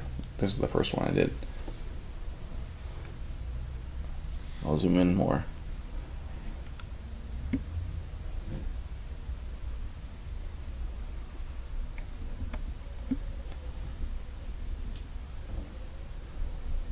You can see there.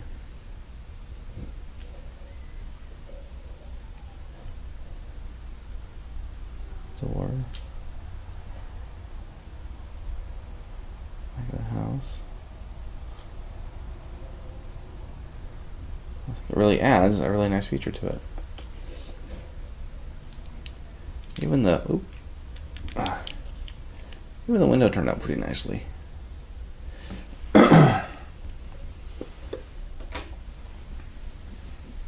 So I'm still going to use the black Nolan oil with the brick house, because I don't really know what else I would want to use.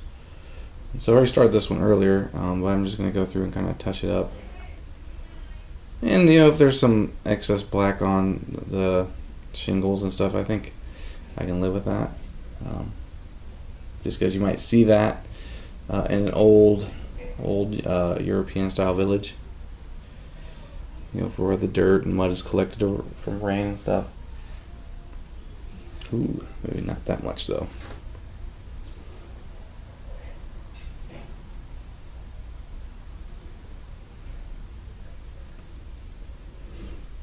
Get some of that out of there. There we go.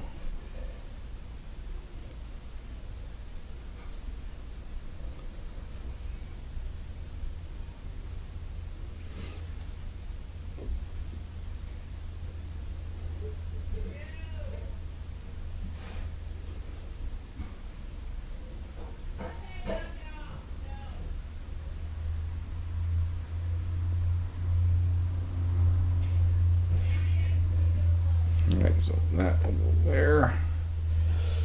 And they didn't put a whole lot of design in these brick houses. I mean, they could have made more of a brick outlook, or maybe the mold was starting to get bad by the time they got to my set or something. Because it just didn't have a whole lot of definition in it.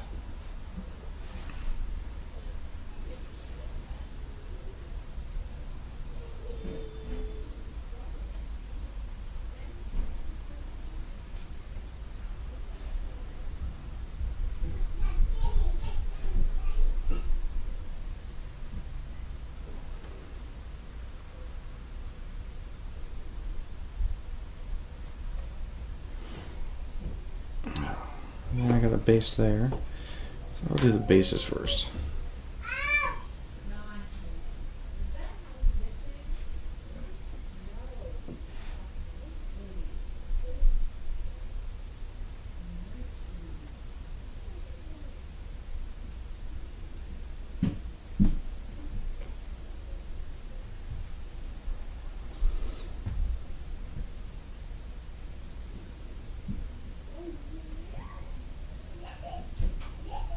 Can just move around, filling in all the gaps.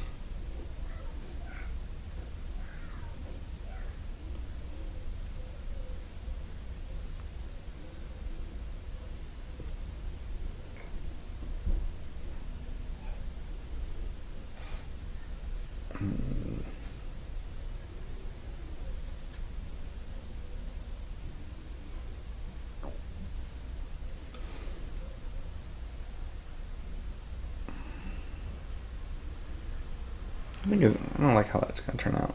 I don't know. What do you think? But that's the brick flooring.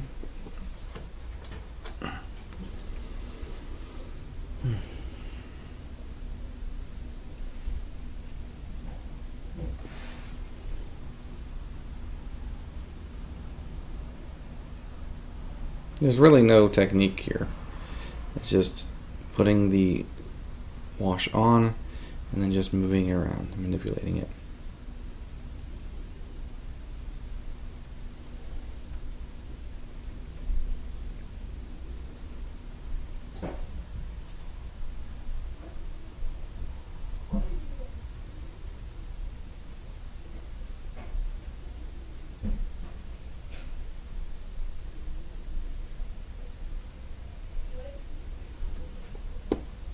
Voila.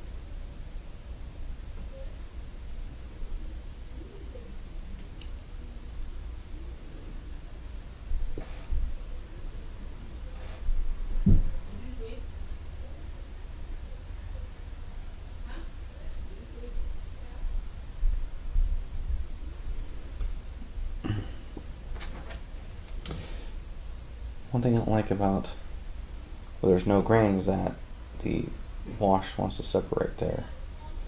So I gotta kind of go back over certain spots just to kind of blend it in and hide it.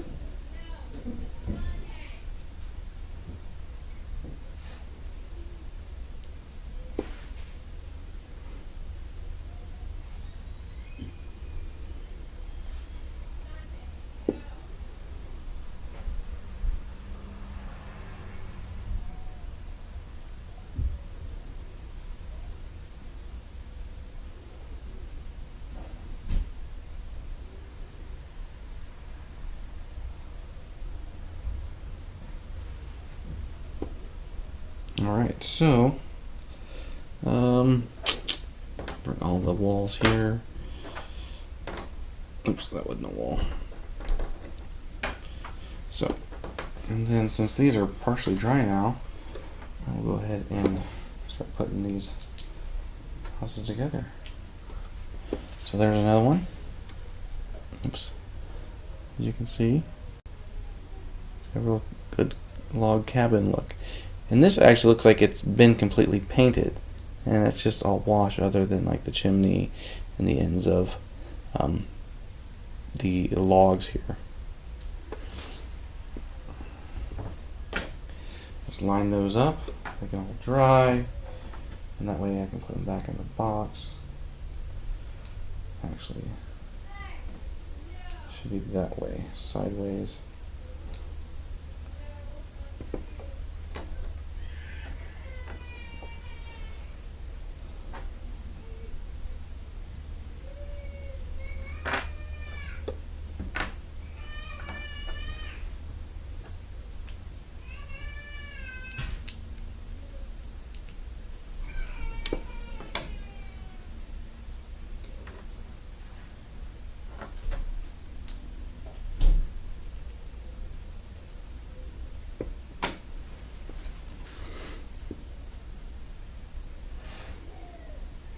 So I think I'm almost done for the night. And then I'm just going to take it a lot slower pace. I just want to get through all of these first, since there's just so many and they're just going to be easy to get through. And then we can just do coffee and painting in the morning. And I'm thinking maybe that's what I'll call this segment. And again, let me know what you think. That'd be a good segment, something that you'd be interested in. We may just do it anyways. But I think I would like to know if that would be a good concept, though.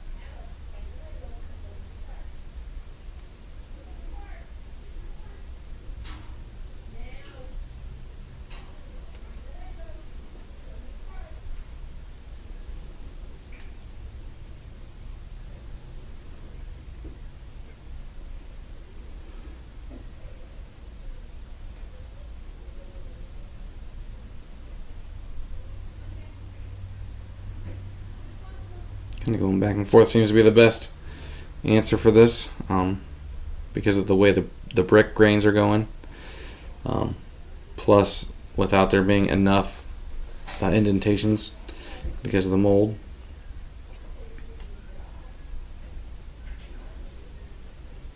Get some of this excess over there. And if I have some black up here, it's okay because the roof will hide it when you build it. So there we go. One more to go.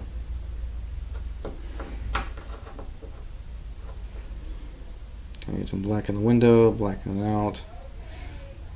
That way it just looks like it's a dark home.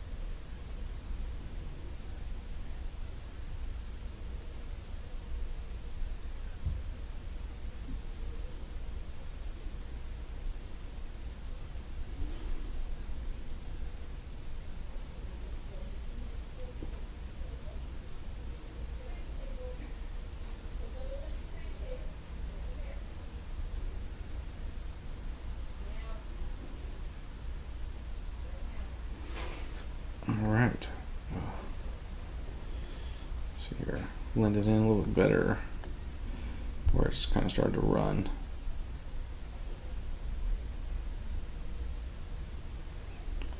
Alright, now the roofs of the brick. And so obviously I want to put black in the chimney to make it look like it's, being used. Like it's actually hollow in there. Like it should be. Give that kind of a visual look. So this is actually going to be, there we go. Go up this side. What I should have probably done is done that last, that way I can turn it upside down.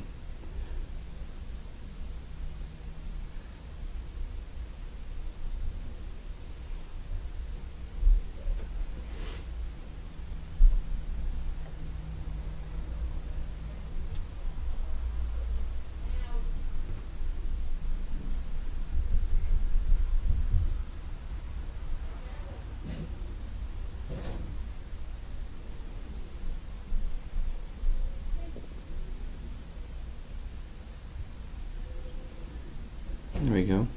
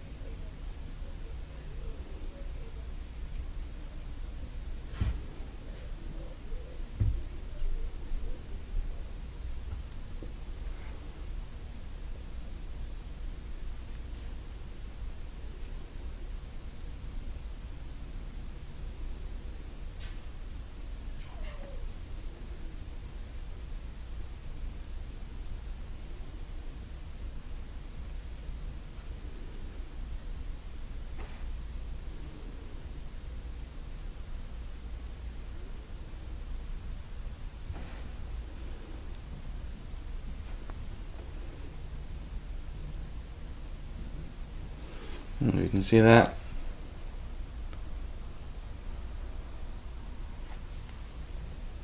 Anyway.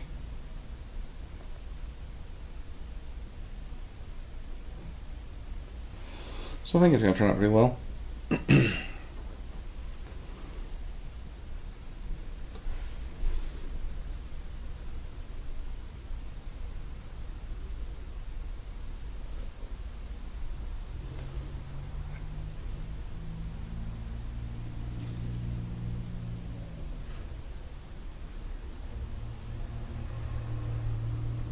Got one more to do after this one.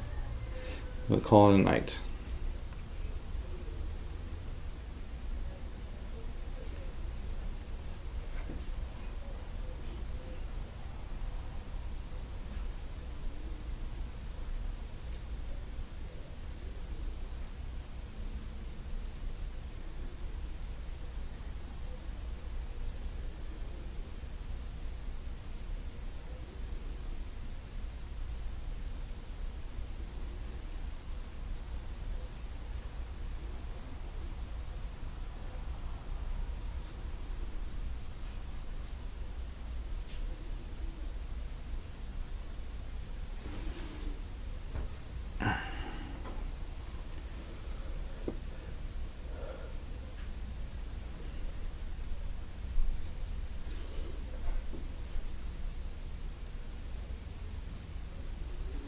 Last one. And then I'll let these dry overnight, and then I'll put them away. Well, I actually might put some sealer on them, just to make sure that when we're handling them, the paint doesn't rub off. Or since it's just wash, I think I won't, because wash usually sticks pretty well. If it does, I can always just add more wash and then put sealer on it. So I think that's what I'll do. I think that'd be the easier, smarter thing to do. My dad used to always say, work smarter, not harder. So I kind of adapted that.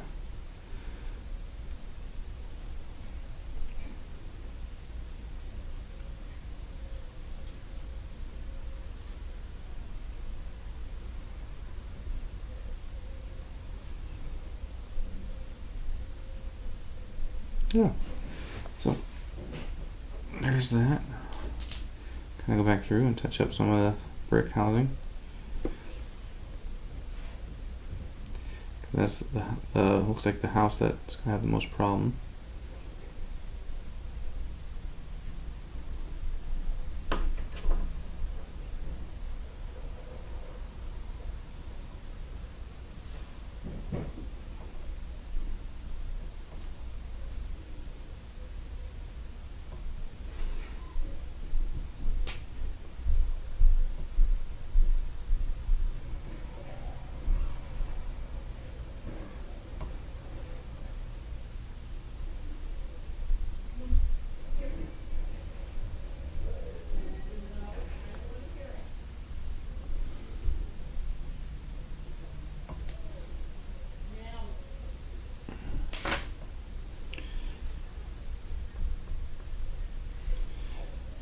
Just touching it up because of all the gravity here, and there's not much for it to cling on to as far as indentations and such.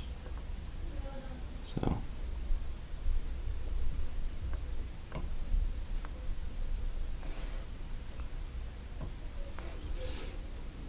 don't want it too thick.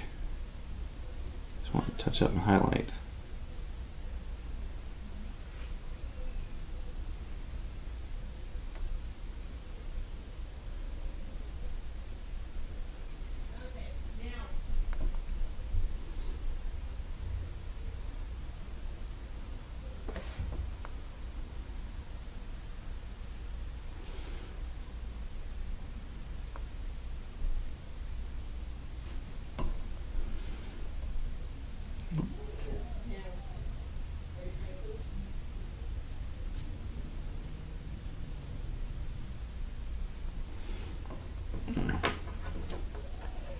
So this side over here,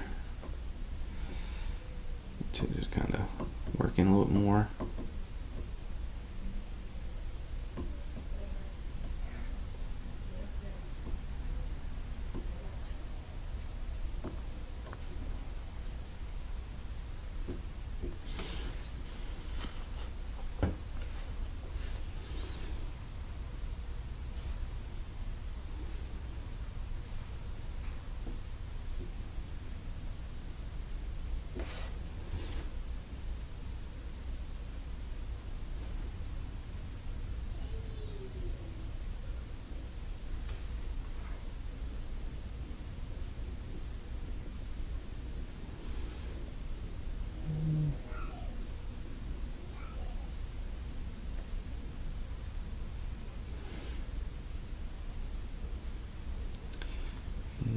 this one here, last one, needs to be touched up too.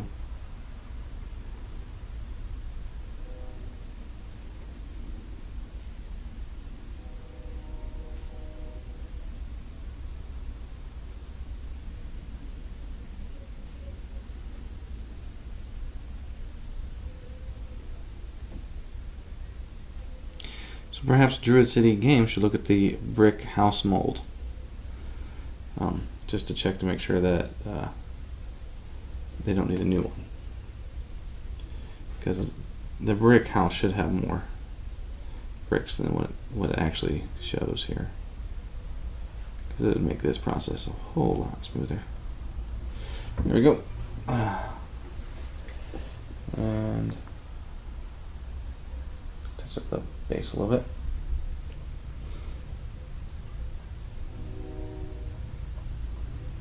All right, looking pretty good. All right, let's see if we got a brick house that's ready.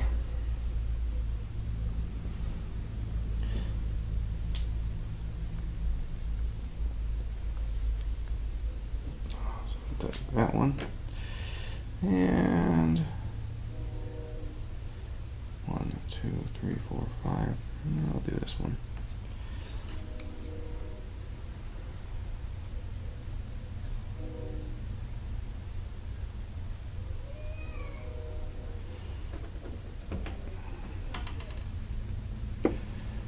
And as you can see, here's an old rustic look, old brick house you might see in England or somewhere in Europe.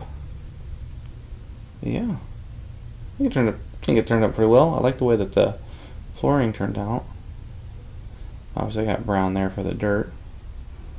Yeah, so tell me in the comments what you think. I'm gonna let this stuff all dry, and then I'll put it away. I'll see you guys next time.